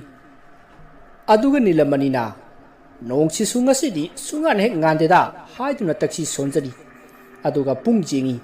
Maruda Pungdo, Nungalam Taigi Pung Ohum, Kara Helaga Leramley. Masidagi Nilamanina, Hai, Angangsa, Nungagadore, Aduna Kashu Tororoita, Ai, Nong Hek Ganbaga, Amaiba, Ahaiba Makoba Zatluke, Amaiba the Yingabati, Kashu Tororoida. Asi Haiduna, what is Naduna Lading, Nong Su Tapna, Nantorakle. Masidagi Nilamanido, Maiba Koba Zatkre, Aduga, Masanupi Penki Amadi Montina, Imungitabak Luisili. Bikina, Mamagi Manakta Pamli. Somdra Nilamanido, Amaiba Amagi Mayum de Yorokle, Masitiki Nilamanina, Maiba Aduga Unaduna, what is Hanari. Oza, Karino Kandi, Handak Aina Yum Sario Mapamse, Liram Soklabra, Natraga, Mina Posem Tazal Libra, Amata country, Tamnabata Muktobalori. Namong Lupisu, Narang, Aina Ishakaya no IT, Yum the Karangan na Hangi Haidana, Narang say, Karangan na Halai. Maruda Namung Pido, Mangolda, Angobidong na Pamlegalam Libani. Ahan but the idea not the Natabawakan Kalure. Adugadi, Madi, Yum Manung the Lai Patabu Nadana, Wakal Mangba, Lekat Kibu, wherever Ledam Leoza. Masi, Ozana Amukta, Kanano Karino Haibu, Yimbi Uniuza. I yengeko. Pare, Nihak Pamlamuko. Asi Hairaga Amaibado, Imun the Sanki. Masidiki Amuk Pukam Ama, Aduga, Isin Kuzai Amaga Puraga Torakle. Asomna Troklaga, Mangolgi, Pamin the Tariba, Pak Aduda, Kongrai Zalaga Pamli, Aduga, Magi Mamangda, Pukam Adu Tami, Aduga, Pukam Aduda, Mana Hojik Putorakliba, Isingadu Hajili. Masidiki, Amaiba Aduna Masinda, Karino Ama Murum Solaga, Su Haina, Omlak Kami, Aduga, Pukam Madu the Yingi. Asumna ngehak jenglaga kubak prok ahumla khuraga pukham adugi mataida pairaga yetagi oiromda tapna leiraga pukham ado tapna thangalakle aduga murum solaga amaiba adugi yumgi yana khada satlaga amaiba aduna pukhamgi ising ado haidoki masiki matung amuk hajillaktuna phamingi phak aduda phamlaga nilamani de yenglaga hairi ibungo Nakoina Hojik Lady by Yumpum Madudi is on two number pump Sakidra by Yumpum in Ibungo. Nakoibo, Yumarus Hazingada, Ahaiba, Kanaki Tana Hodrabro. Oza, Kedoroge, Lepamuramaboza. I hike go. Asi Haraga, Amaiba Pungona, Nilamarina Lady by Yumpum Adugi Matanga, Wari Liraki. Asumna, Amaiba Aduna Jingaga. Ibungo, Nakoina, Hojik Lady by Yumpum say, Yamna Satiba, Layam Singi Punpumni. Mapam Masida Punliba say, Mangakbalai, Angang Zabalai, Miss Ha Zabalai, Kongban Zabalai, Lai Makal Sure. Adunani, Nakoi Yum Masida, Akia Kangang Libadu. Not dealing the Koibo. Yum Madus Hadringada, Amaiba Amata Tana Hodrabrone. Oza, Tudupa Yang Hodre. Ado, Hojipu Yumsi, Kamaito Dino. Lightin Queramlaga, Makoigi Lepamama, Piraga, like Tato, but the Yaro Rosa. Karigi Yadagene. Lambu, some Lipam so e hidena, some Lamlim or the Tamba Yabrado. Makoigi, Mapam, Mamma Simbi, the Loredana. Adu Diwaza. Housing I hacked to Lucy. Aduga Carino Haibu, Amuti Yimbu. Hoi. Adudi, Nehak Leramlo. I Piamuta Honguki go. Paniwaja. Asopna what is Hanarabamatung, Amaiba Pungudu, Imunta Sankre. Matamadu Danila Manina, Maiba Adu Torpangaiba Wena, Sumang the Kumtaraga, Asum Akuiba to Yingi.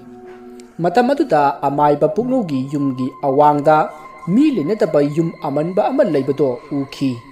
Marudan Nilamanina. Kanagi Yumnone. Masibu, Sumang Tilongasi, Napina Jungle Sarene. Mili Neda Bajana. Yum Sisu, Darigas, Ikai Kaitare. Asomna Yinguna Lady, Amaiba Pungotu, Mapanda Torakli, Aduga, ibungo channaba tawrasi haiduna sumangta kumtharai maruda nilamanina oza masigi yumsibu kamai tawba yum mi leinadaba yumdi mali mani mani ibungo na chana wari do sarsi wari sei yamna sangkhre hoi oza asi haiduna amaiba pungo amadi nilamani du wari sana sana lai maruda nilamanina oza ngasai ki yumdubu kamai tawbanu yumdo ngahan waida surjit kauba nupa amagi yum oirami magi macha ama khaktani hojipudi sekmai jingda leidana macha mari lekhre mana nang ngasai haiba yum madu da leiringaida yamna nungai taba thodok ama thoki maga yamna luna tinajaba mamanaba ama guhati da awang mathaki makai tamuba ama noma surjit ki yumda lakhi maduda surjit na mamanaba adubu yamna taram na tawduna surjit ki nupida chaga lolhandana yamna phajana woki numittuda surjit ki mamanaba aduna surjita wafam mama hairi itaw nangbu ai dawna sen painingdro sini maruda ibungo sen haibasidi nangsu waisu mi loina mak paining bangakta do aduna surjitsu itaw painingine sini maduda mata waduna adudi ai wa ma haige nang lupa lak amatung puthu karbar ma tawsi maduna lak manga tonga doribani lak ahum nai taw gi wairo aduga lak anina ai gi wairage yabro asi hangbaduda surjitna kari karbano ne taw haidana hangbududa mamanabana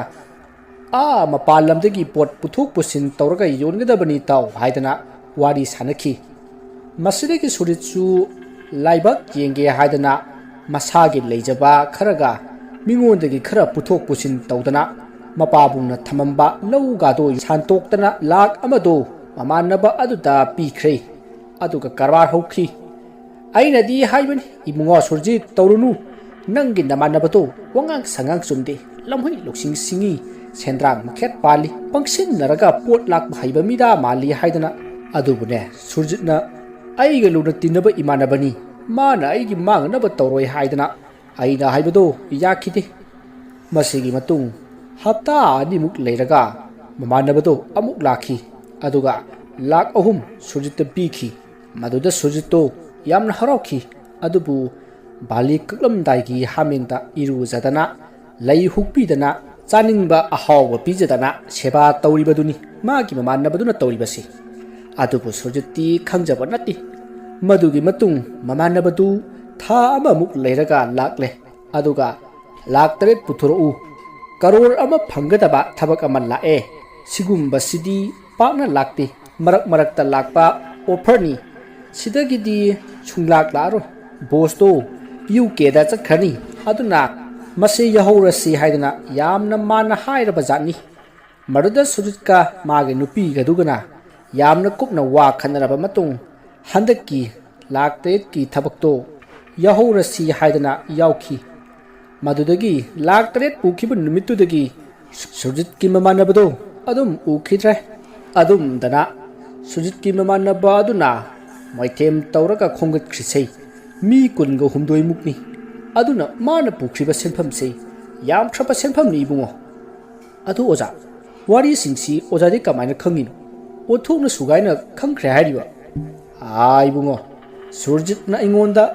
laktana sen hek hangi aduda aiga wari hek sani aidi phana kana tawrunu haidana yamna kana haibani adubu mana yajadabani lak taret pibagi matangduda aigi isanupada magi hingkholdo lak ahumda inabani sahi marida hanba ngamdragadi pata onthokpa haidana adubu ibungo masu sendu mangabanina lak ahumdo sinba ngamdradana aduna yumsei thadok amaga chakhribani aidi adum layu noina ngamba matamda sendu tapna adum inkhalau sendu su loroy haidana khambani adubu ikaibra sauningbra khangdi adum chakkhredana se hojiksu hingkhol sei manabo hanjinge hairabadi kaisu kaidi adum hanjinjau hairibani ne ozagi wari se taru badaki imanabada mafam marang khangdana sen thadaraga karbar tawgadabu kireda bungo khara ki ngamla mi yam leibani asumna wari sana sana lakpana Nilamani amati amaiba pungaudu Nilamani gi thongal jorakli matam aduta amaiba pungau hairaga machinda murum khara solaga masada nathai aduga Nilamani gi thongal aduta koying jengaga thongal aduta taba nung ama khullaga lewa ama solaga manak aduwaida langthoi aduga Nilamani da lao sangasi haiduna punna imungda sangakli amaiba lakpaki makhol tabada imungda tumduna leiramba Sunita do kari tawrabanu khangdi mangak phat haiduna phamung aduda dang thinduna mawung ama tawri maduda masanupi Pinky amadi Montina kaidoragi ima haiduna hangi asomna imungda ya langakpa aduda Nilamani na amaiba pungau pupusinduna sangakli matamaduda Sunita na hai amaiba nang imung ngasida leiriba mipung khudimak leiranu hayu haujik makhoina harawa leijaribase wangpurel harawa yemba chatkriba saroi singatu laklabadi makhoi amatasu hinglaroi aduna makhoi laktringai yarma thuna yum masdagi hanjahoro hai Sunita gi watu tabata amaiba aduna nang kanano haidun hangi maduda Sunita na hai amaiba aini taining thoksana mehi gi taloi uma sana sing charoibi nura punjing leima haibaduni haibi ge tajau aina haiba selam ket lam helabati awaba tagani khanguko asi hairam laga Sunita do mamik wisinduna asibagum tuminna amuk laikhrei masidagi amaiba pungongna ima nasana nai ikhoina lan labada kanbiyu soirabada ngakbiyu ima gi yathang adumak aikhoi soiduna injage asi haiduna amaiba aduna Nilamani da ibungo ising asengba khara puthorau aduga taren hauragadi taren mana ahumdang ka heglau oza taren di haudi kamdongni o adu wairagana langthai phanggadra matun khara heglau hoi oza ai laikai da chatlaga amukta yemukhige taren noina phanglagadi taren noina pujara age hoi hai khara di thurau ko asi haina duna Nilamani du yumdagi parap thorai matam aduta machanupa Becky du thongal lobdagi parap changi mapa macha mayuknaba aduda Nilamani na kadai ta chaluribunu nangbo haina hangi maruda Becky na pabung horen amaiba laklagadi du candle changba yai haidana leiruribani phare nang changamo maibasu laurabani ai tayena mukta thirukhige asi hairam laga Nilamani du chatkhri masidagi Becky su imungda changi somda amaibana Sunita ge makhut paiduna mihun jengi aduga machinda murum lewa mayam amasu soli nakanda makhoi machin mana ahum Becky amadi Pinky Monty makhoi leptuna lei masidagi ngehak leiraga Nilamani su taren mana khara puraga laklei aduga amaiba aduda pikhi masidagi amaiba aduna kadai haiduna loksili aduga isingda taren mana ahum lupsillaga lewa ama soli aduga Sunita gi masata khikjali adumna toba aduda Sunita do khangprek khangi madugi matung amaiba aduna taren mana adu isingda luplaga Sunita na hibliba ka ado saithoi madugi matung yum adugi mapanta thoroklaga amaiba aduna lairon sonduna yum adugi akoiba do saithokhi masigi matung amaiba aduna Nilamani da ibungo haujikti kaichu thoidokpa tawraroi adumakpu masina pungpha pharani haibadi natti haujik yum masida lai phattaba mayam ama laklagani aduna nakhoi yum masei thadoklaga chalhoro natrabadi awana misimina nangba yaini bungo adu oza aigidi yumsi sangba hapta ama khara henbata ngairi aduna amu hongdokpa haibasidi yamna wagani boza aduna matam kitangti leiba yananaba ozana khara amukta leitainabiyune hoi ai yabra yenge asi haiduna amaiba aduna lewa tinwa khara tawduna yum adugi yena khada parap chatkhri aduga yena kha aduda leiriba haikring pambi amada laithei torumki aduga Nilamani da ibungo mafam sida nang nakhoi imungi mi singna amanga soi tawsinganuko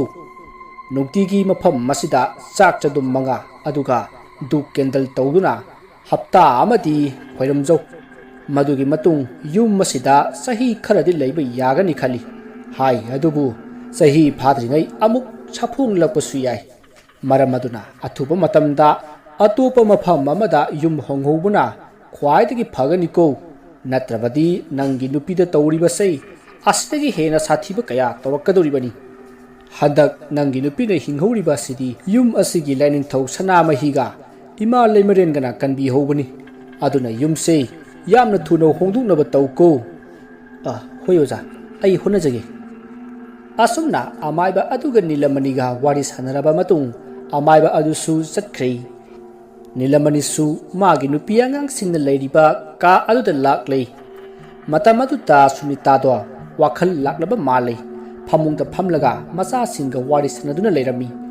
madu ubada nilamani su haraujari nilamani na mama nangbu kaisu tawdrabro haiduna hangi maruda sunita na hoi tawdre haiduna khumi maruda nilamani na hai angaksa na khoisu taw yumse afa nungai gi yumdi oiroidori aduna aikhoi athupa matamda yumse hunganaba tawsi adubu hojik makidi madu khudong sadabani matang khara yumsida leiba tari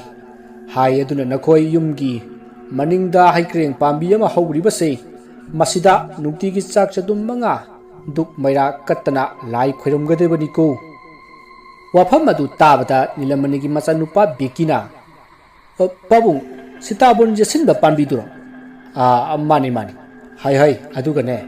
maruda nakhoi amang soi tawsinba yade ko maruda masa singsu hoi haiduna khomi asomna makhoi yum aduda mahausagi punsida hangjinduna nungaina leikhri asumna nungaina leirakpana tha taruk muk suraklei adubu hojikti awabagi matamdu amuk chawuklaba malei numidangi matamni biki mahausagum magi kada lairik pari machanupi penki amadi monti makhoi ani punna lairik pari saksangda nilamani amadi sunita sak thungminari ngasidi nilamani gi tolop phanglakpa numitni nga chasi haiduna nilamani na nga leiraktuna semli matamatu da sunita na ngasai aikhoi imadola ami kari hairamino ne handak laiba yumja kese numisida amai bi ama porake yumse amukta yengthoksi hairame aduda nangna kari khumkhriba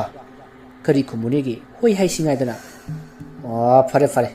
yengthokpa kaidi yumsida leiribane na leirise khuya tusite da mama kari uba kanda khoirang khoisau naribani hai ngaikhon hei wa mata tanasine kai wano ngasai gi taw premanandana haibada hojikse aikhoi lekai swaisida community hall lama sanabagi yamna kanna lamthiri haine maruda aikhoi gi yumpham masei yontho aduga atopada honghoro haine aisu aduna phagadra adana khalibani ne angai khoda yumse sensu yamna changdana sarure masibu adum thugairadro thugaiba tabani ne mama karidi upai lei pamoi nungsi haidana sum laisillabadi awa phamda tarakpa tabani ne mama hoi adubudi jumi khangdida aidi khallu raga yam kapningi hoi se pharese yamna su khanjiluranu se nga se sembal lorabani ai ngahing chahing se am ta haidu khige asum na ngang duna nilamani du maning lomda thoki nilamani na maning lomda ngahing chahing du haidu pathorok pada yumge jena khada kanano ama gam chakhibadu ui maduda nilamani du swai lawi nilamani na kanano haiduna hangi adubu karisi kumlamdana gam chatkriba ado yena khagi amamba marak boibani musin muna uki madu ubada nilamani na amuk saphungba holoklaba male khanduna karisu haiduna magi ngahing chahing singadu maningi khongbanda haiduk lamlaga parap sakhumda changlai asumna mahangna sakhumda changlaklaga maning thongadu hek lonsinbaga maning thongdu phawraga ngasai chatkiba amuba adu tubat chakhi maruda nilamani su khangprek khangduna thongdo gam tinjali maruda sunitana kaidorage haiduna hangi maruda nilamani na kaisu tawdeda haiduna phami adoga kopak ado tapna thami asomne hek phamthabaga maning thong aduda kok thilai maruda sunita amadi nilamani maning thong aduda phat jingthoi ꯑꯗꯨꯕꯨ ꯋꯥꯗꯤ ꯉꯥꯡꯅꯗꯦ ꯃꯁꯤꯗꯒꯤ ꯅꯤꯂꯃꯅꯤꯅ ꯀꯅꯥꯅꯣ ꯍꯥꯏꯗꯨꯅ ꯍꯪꯉꯤ ꯑꯗꯨꯝꯅ ꯍꯪꯂꯨꯕꯗ ꯀꯣꯛ ꯀꯣꯛ ꯊꯤꯜꯂꯝꯕ ꯑꯗꯣ ꯆꯞ ꯂꯦꯞꯈ꯭ꯔꯦ ꯁꯨꯝꯅ ꯆꯞ ꯂꯦꯞꯈꯤꯕ ꯑꯗꯨꯗ ꯅꯤꯂꯃꯅꯤꯅ ꯍꯥꯏ ꯁꯦ ꯆꯥꯛꯇꯨ ꯂꯣꯏꯁꯤꯜꯂꯣ ꯑꯁꯤ ꯍꯥꯏꯗꯨꯅ ꯃꯈꯣꯏ ꯋꯥ ꯀꯌꯥ ꯉꯥꯡꯅꯗ꯭ꯔꯤ ꯑꯁꯨꯝꯅ ꯆꯥꯛ ꯊꯣꯡꯕꯗꯨ ꯂꯣꯏꯁꯤꯟꯗꯨꯅ ꯃꯈꯣꯏ ꯄꯨꯟꯅ ꯆꯥꯃꯤꯟꯅꯔꯤ ngasi thukliba thokdok aduki matangdadi machasingdadi amata haidoktre asumna makhoi chakcha toklaba matung makhoi magi tumphamda tumkhri matamdu ahing nongyai gi matamni onthokpa haibaduni beki du mapan thunglaktuna mahak tumlambadagi haugalakri aduga mapanda thori asumna mahana thoklaklaga yum adugi makha thangba yena khada thoraklaga mapan thukli matam aduda makhoi gi thongalda miyoi khara satkibadu bekina ukhi masidagi mana hojik uriba miyoi sing adugi butung inaduna kanano haibadu yenge khanduna mahak mapan thokpa loiraga matung inakhre asumna bekidu mana ukhiba miyoi sing adugi matung asum inarakpada magi mapana ngahan ukhiba mang adu uri ngasisu ngahan gumna mang aduda hojik bekina uriba miyoi sing ado काखत्ख्रे अदुगा मांख्रे मदु उबुदा बेकिदु स्वai लावी अदुगा हौजिक्तदा वखल लाकपगुम माना लैरिबसी कदाइदनो हाइदुना कुयें जेंगी अदुगा महाग मागे yum तमना चेलई असुमना महाना चेलकपदा मागी मतुंगदा कनागुम बखरा सोर थबेत होलगा इनरकपदुंग तोरई मरुदा बेकिना तुंग ओंथोकलगा येंगी अदुबु कनामतदी उखिदि Maroda बेकिना कनानो ha kanano haiduna lawi mana asumna lawringai magi tungda mi ama lipagi sahum phangki maruda bekina masidi ai siba tare khanduna mayum jawuna ba kanaso hana yengdana kanna chelaklei aduga makhoi gi thunga da chensilai mahana asumna chensilakpada makhoi gi yumgi mangolda kana gumbi ama mangolda phamlaga makhongdu dhari de yantharaga leiramki madu ubada beki sanchin si kadai changoi si kadai ku ngauri asumna leiringai beki ki mangol da leiramba nupi ado phuk hogolaklaga yumgi makha thangba yana kharomda satkrei asumna nupi aduna hek chatkibaga beki ki mapa nilamani du mapanda torch ama pairaga thuri madu ubuta beki su prap chensili machanupa bekina thonga lomdike chensilakpa ubada nilamanina hai kaidore ha kadai da chaluribano hain hangi maduda bekina babung ai ngasi siram dorobare asi harga man ukhiba thingnakiba singadu tamki maduni lamanina ibungo nangbu kaidobagi nathanda mapan thuluribano nai ha nati yumsi mawong ama tawri haibasi nangsu khangiba natro nati ai su adum tumkhidana aina nang thiba thoklaklamdrabadi nang kai wirungbani ha ai gi mangda nangse yamna wana ukhi maruda aise mikap khangthok tholakpadagi nangi kada sanglui maruda nang leramdabadagi pakatana thiba throklibani ne nati nangbu na thanta thokluribadubu nati nangbu pakattabro kidabro asomna sairakpa aduda bekina pabung ngahan khaidi kasu torodrabaduda hai yare imung changsi hayeng khaidi mapani pan thukningabasu aikhoi haudoro ko masidi chau asumna waris nasana mapa masadu imungda changakli masidagi nilamani su magi kada changkhri biki su magi kada changkhri asumna mana magi kada changlakpada magi kada mi leibagi mami ama thongjin mapanda takhi madu ubuda beki swai lawi aduga tapna sangsinduna kanano haiduna tapna cheptharaga yingi adubu kanasu leiramdi maruda bekisu sor sang no hondoklaga phamungda kakatuna hipthai aduga ngasai mana ukhiba singadu ningsingi asumna ningsing adumak tumkhrei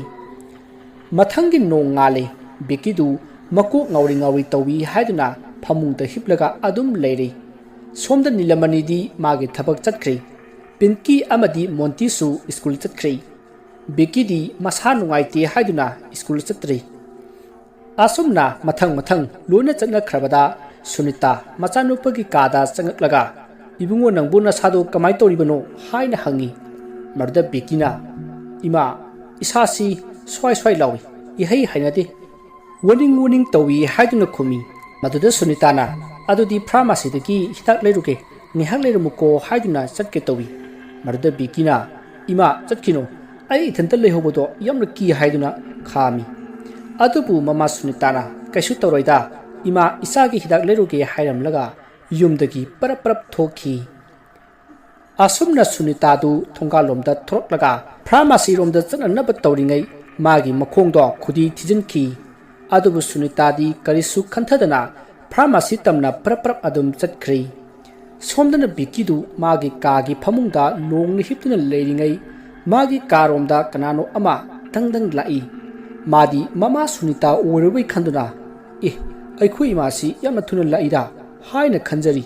asumna khallingai magi kagi thongjinda kanagum ama lepagi mami taki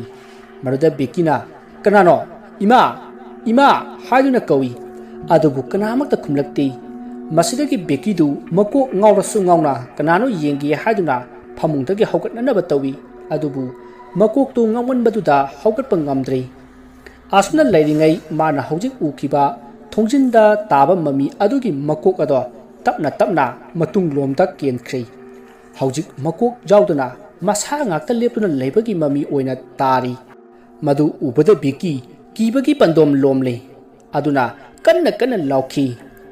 somdasu sunitadu pharmacy yauduna pharmacy gi nupa aduda ko ngaubagi hidak amata piyu hairi marda pharmacy gi nupa aduna sahi kayagi mino haiduna hangi sunitana tara manga tra truk muki lengani haibadagi pharmacy aduna hidak to pirakli sunita su hidak ki sendo prap pithok lamlaga mayum lomda prap lai asumna mahanga lakpada magi mapam bomdo yamna chongki masidagi bahag pakhatpa asum helektuna machinda ibungo haiduna sonduna mahag chenchat chatli somduna bekidu kiba hemanduna mamaidu makhutna khumjinduna ima haiduna kanna lauduna kapli asumna kaplingai magi akoibada mi koichat chatpaki sahum phangki masidagi bekina changlakano haiduna mamaido phaglang do laisinduna mamit kanna usilli matamaduda magi matungdomdagi ibungo haiduna kauri maruda bekina harauna mama sunita oirobai khanduna leithorokpadadi makok jawdabi nupiyama bekina leiriba ka adugi thongjillomdagi khangchen chensilakhi maduda bekisu kanna lauki mana aduna lawbadu sumang yausilaklaba sunitana taraduna ibungo imala e haiduna beki ki katamna chensilakhi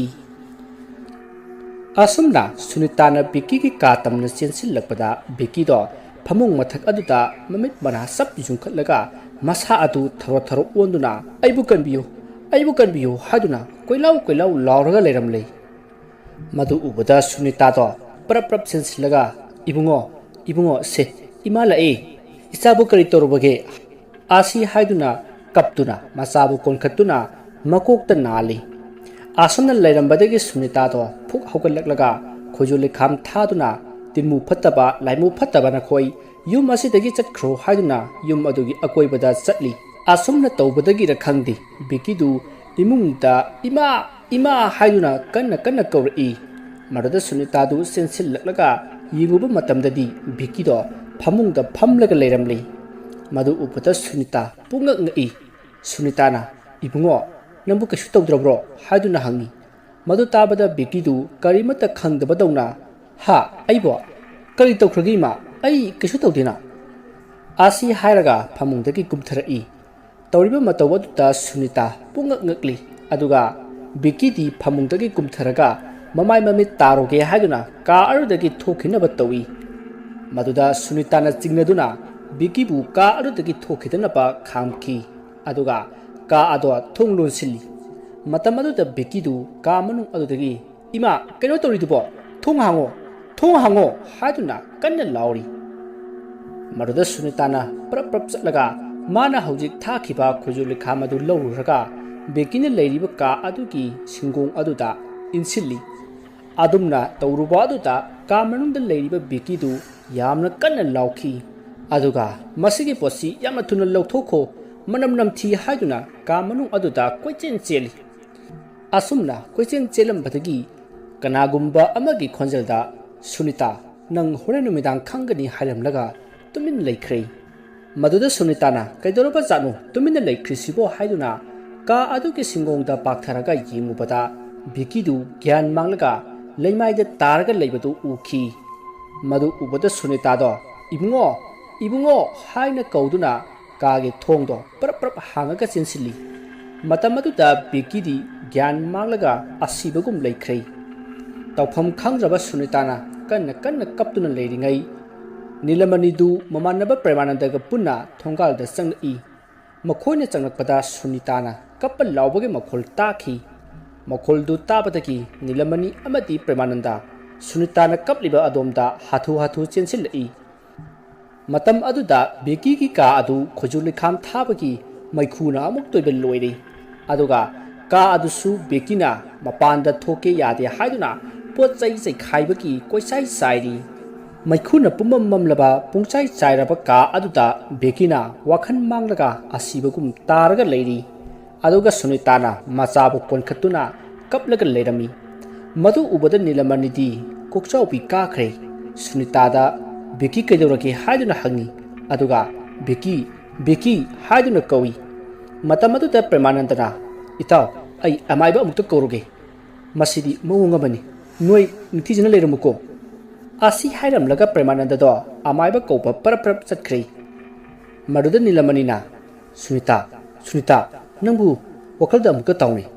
nati biki se kamai tawino ba biki matamadu da sunitana kaplaga thokriba thodoksinga do tapna amata sithadana liri maduda nilamanina ihe aidi mana ngarang lai ui haibadu karoredana aina nong hek nganbaga amaibagi manakta pubigi haidana khankibani ai siwon thokpanida asumna taksi sonjari aduga sunita da wonsinduna farese angangse phamungda amukta thangkasi premanandana ne amaiba kobo chitkrabani asi haiduna bekibu nilamanina phamungda thangatli asumna tongdaringaida premananda du amaiba pungobu puduna lakli laikai adugi amaiba ama hairagadi amaiba pungou natana anakpada amaiba amata laiti maram aduna amaiba pungongna amagisu adum kwechin chilibani asumna amaiba pungou amati premananda beki ki ka aduda yoksilakli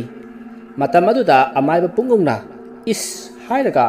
beki ki manakta phamthai aduga mamet wisinduna machinda murum solaga mihun jingi amaiba pungongna is hairaga thawai wabagi matau adu ubada nilamani amadi sunita pakhatpana loire asumna ngai hak tumin leiraba matung amaiba pungongna hairi hicha sai mausa aina haibaduni nakhoi yum masida kuine leiganu haidana haujikti yum masida khoyum layam ama laktuna yum sida makhoi gi miyeng changkhren hei aduna mathang awaba nalaklagani maram aduna yamna thuna yum asidagi atopa mafam amata honghongna batawne natrabadi nakhoi gi nacha nupa se kanba ngamloidori amaiba pungaugi wadu tabada nilamani amadi sunita haifam tawpham khangdana thawai wajarami masidagi nilamanina oza aigi yumphamsi masida community hall ama saranaba sem sare hapta asida sen thinradabani sen du puraga ai namo nupigi mapamda woina leurage adu phawbadang di wajana leiba yananaba sinbi woja fare adudi ai wa ma haigi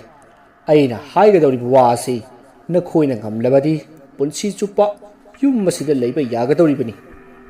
oja kari wafam kari thabu oirabaro ai ngamnaba honajagi hoi ngambra yengu nukti numit khudingi sandia matam maswaida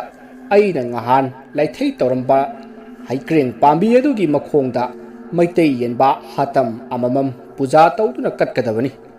atopa yendi yade ko maitei yenba hatam moigadabani yenba hatam adugi maku adu kaklaga makhoigi ising ado pithaktuna sathak hullabati nakhoida karimata asok apan aki ana ayek akai amata pidakloi tawgadabu sathak to hek pidaba numitta nakhoigi imung ngasigi mi amadi adumak sathak oikhiba tabani wa adu tapta nilamani amadi sunita matha yamna sarami ꯑꯗꯨꯕꯨ ꯎꯄꯥꯏ ꯂꯩꯇꯕꯅꯤꯅ ꯑꯃꯥꯏꯕ ꯄꯨꯡꯉꯧꯅ ꯍꯥꯏꯔꯤꯕꯗꯨ ꯌꯥꯈꯤ ꯃꯗꯨꯗ ꯑꯃꯥꯏꯕ ꯄꯨꯡꯉꯧꯅ ꯐꯔꯦ ꯐꯔꯦ ꯑꯗꯨꯗꯤ ꯉꯁꯤꯗꯒꯤ ꯍꯧꯔꯁꯤ ꯑꯗꯨ ꯑꯣꯏꯔꯕꯗꯤ ꯋꯥꯈꯜ ꯃꯥꯡꯂꯒ ꯂꯩꯔꯤꯕ ꯅꯆꯟꯅꯨꯄꯥ ꯑꯁꯤꯁꯨ ꯋꯥꯈꯜ ꯂꯥꯛꯂꯒꯅꯤ ꯍꯥꯏꯗꯨꯅ ꯑꯃꯥꯏꯕ ꯄꯨꯡꯉꯧꯅ ꯍꯥꯏꯔꯝꯃꯤ ꯑꯃꯥꯏꯕ ꯄꯨꯡꯉꯧꯒꯤ ꯋꯥꯗꯨ ꯇꯥꯕꯗ ꯅꯤꯂꯃꯅꯤ ꯑꯃꯗꯤ ꯄ꯭ꯔꯦꯃꯥꯅꯟꯗ ꯃꯩꯇꯩ ꯌꯦꯟꯕꯥ ꯍꯥꯇꯝ ꯑꯃ ꯊꯤꯕ ꯆꯠꯈ꯭ꯔꯦ ꯑꯁꯨꯝꯅ ꯅꯤꯂꯃꯅꯤ ꯑꯃꯗꯤ ꯄ꯭ꯔꯦꯃꯥꯅꯟꯗ ꯂꯝꯕꯤꯗ ꯑꯁꯨꯝ ꯋꯥꯔꯤ ꯁꯥꯟꯅ ꯁꯥꯟꯅ ꯆꯠꯂꯤ ꯏꯇꯥꯎ ꯅꯤꯂꯃꯅꯤ ꯍꯧꯖꯤꯛꯄꯨ ꯀꯗꯥꯏꯗꯒꯤ ꯌꯦꯟꯕꯥ ꯍꯥꯇꯝꯅꯣ ꯏꯁ ꯑꯣꯟꯊꯣꯛꯅ ꯂꯨꯒꯗꯧꯔꯤꯗ ꯃꯁꯤꯒꯤꯁꯨ ꯃꯊꯛꯇ ꯀꯠꯀꯗꯧꯔꯤꯕ ꯌꯦꯟ ꯑꯁꯤ ꯉꯁꯤꯅ ꯂꯣꯏꯕ ꯅꯠꯇꯦ ꯅꯨꯃꯤꯠ ꯈꯨꯗꯤꯡꯒꯤ ꯀꯠꯀꯗꯧꯔꯤꯕꯅꯤꯁꯨ ꯍꯥꯏꯔꯤ ꯑꯁ ꯈꯪꯗ꯭ꯔꯦꯗ ꯏꯇꯥꯎ ꯄ꯭ꯔꯦꯃꯥꯅꯟꯗ ꯑꯩꯁꯦ ꯁꯤꯅꯤꯡꯕ ꯍꯥꯏꯕꯗꯨ ꯍꯦꯛ ꯌꯧꯔꯦ ꯅꯠꯇꯦ ꯑꯩꯈꯣꯏꯒꯤ ꯄ꯭ꯔꯙꯥꯟ ꯁꯥꯍꯦꯕꯇꯨꯕꯨ ꯈꯔ ꯊꯨꯖꯤꯟꯕꯤꯌꯨ ꯍꯥꯏꯕ ꯌꯥꯔꯣꯏꯗ꯭ꯔꯣ ꯏꯇꯥꯎ ꯉꯁꯥꯏ ꯃꯥꯅ ꯍꯥꯏꯕꯗꯗꯤ ꯍꯧꯖꯤꯛꯀꯤꯗꯤ ꯁꯦꯟꯗꯨ ꯅꯥꯇꯩ ꯑꯃ ꯆꯥꯗ꯭ꯔꯤ ꯑꯗꯨꯅ ꯍꯞꯇꯥ ꯑꯁꯤꯒꯤ ꯃꯅꯨꯡꯗ ꯄꯤꯊꯣꯛꯅꯅꯕ ꯇꯧꯔꯒꯦ ꯌꯨꯝꯒꯤ ꯄꯣꯠ ꯆꯩꯁꯤꯡꯗꯨ ꯍꯣꯟꯗꯣꯛꯄ ꯍꯧꯔꯣꯅ ꯍꯥꯏꯔꯛꯂꯤꯕꯗꯨꯗꯤ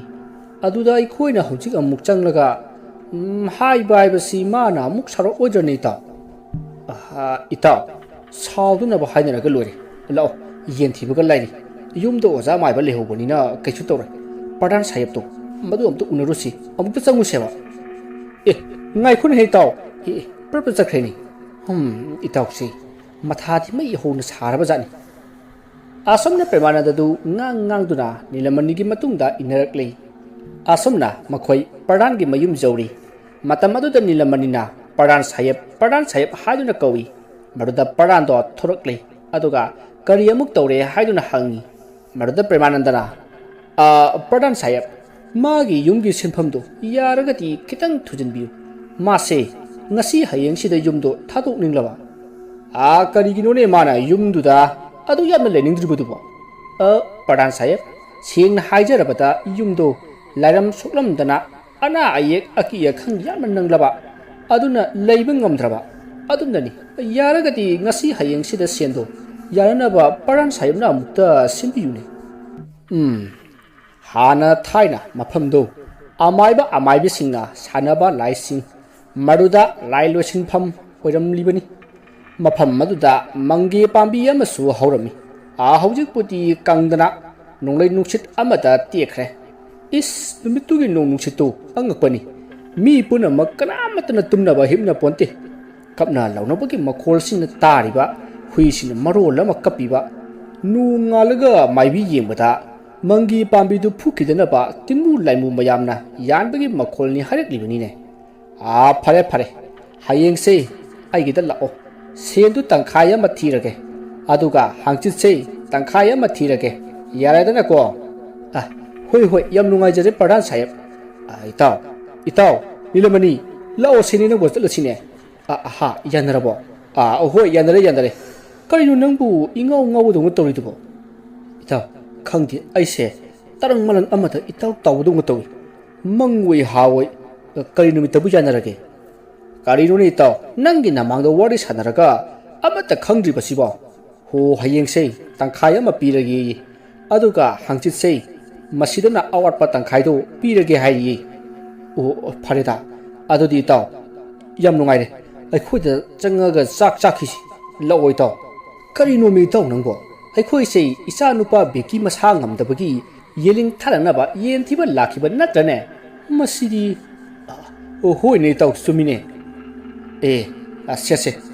ꯑꯋꯥꯡꯒꯤ ꯏꯇꯩꯃ ꯃꯩꯄꯥꯛꯄꯤ ꯍꯣꯏꯒꯤ ꯌꯦꯟ ꯈꯔ ꯂꯩ ꯍꯥꯏꯗꯅ ꯇꯥꯏ ꯑꯃꯨꯛꯇ ꯌꯦꯡꯉꯨꯁꯤ ꯏꯇꯥꯎ ꯑꯩ ꯂꯥꯛꯀꯦ ꯑꯁꯨꯝꯅ ꯅꯤꯂꯃꯅꯤ ꯑꯃꯗꯤ ꯄ꯭ꯔꯦꯃꯥꯅꯟꯗꯗꯣ ꯃꯩꯄꯥꯛꯄꯤ ꯍꯣꯏꯒꯤ ꯌꯨꯝꯗ ꯂꯥꯛꯏ ꯃꯗꯨꯗ ꯄ꯭ꯔꯦꯃꯥꯅꯟꯗꯅ ꯈꯜꯂꯤ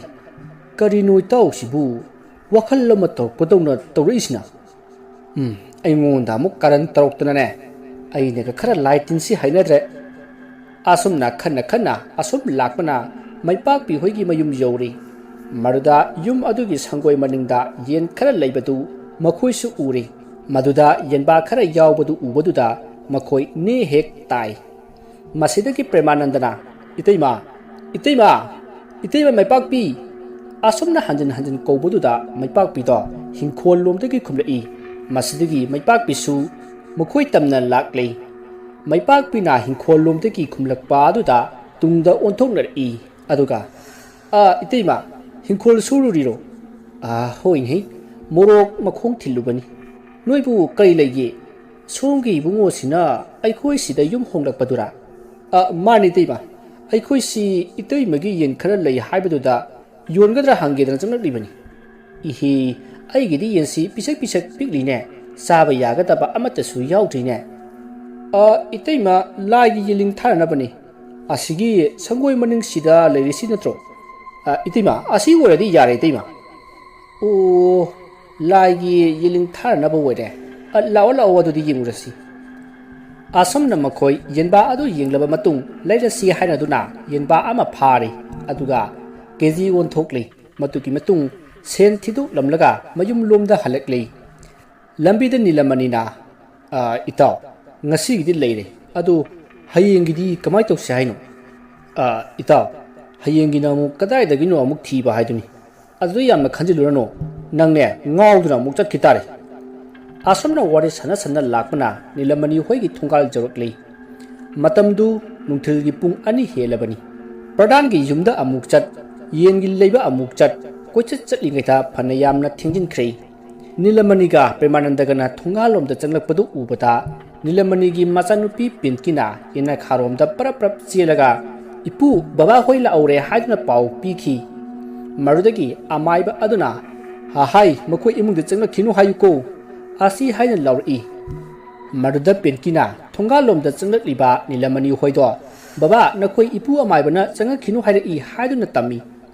मसिदगी नीलमणि अमदि प्रेमानंदा मखोय अनि लेपलगा लै मतमदुदा अमाइबा पुंगौदु मखुता इसिंग अमदी तायन पाइदुना परप परप लाकले अदुगा तायना प्रेमानंदा अमदी नीलमणिबु खिक्तोई मसिदगी पुंगौना यारे यारे संगओ कदाय येन हाइदु मसिरा हाइदुना येंगी मरुदा नीलमणिना होय ओजामानी मसि यारोद्रा हाइदुना हंगी मरुदा अमाइबा पुंगौना यारनिदा फरे अदुदी अइखोय हाइ खुरनबा सेम सारोरसि असी हाइदुना मखोय लाई खुरमनबा सेम सारी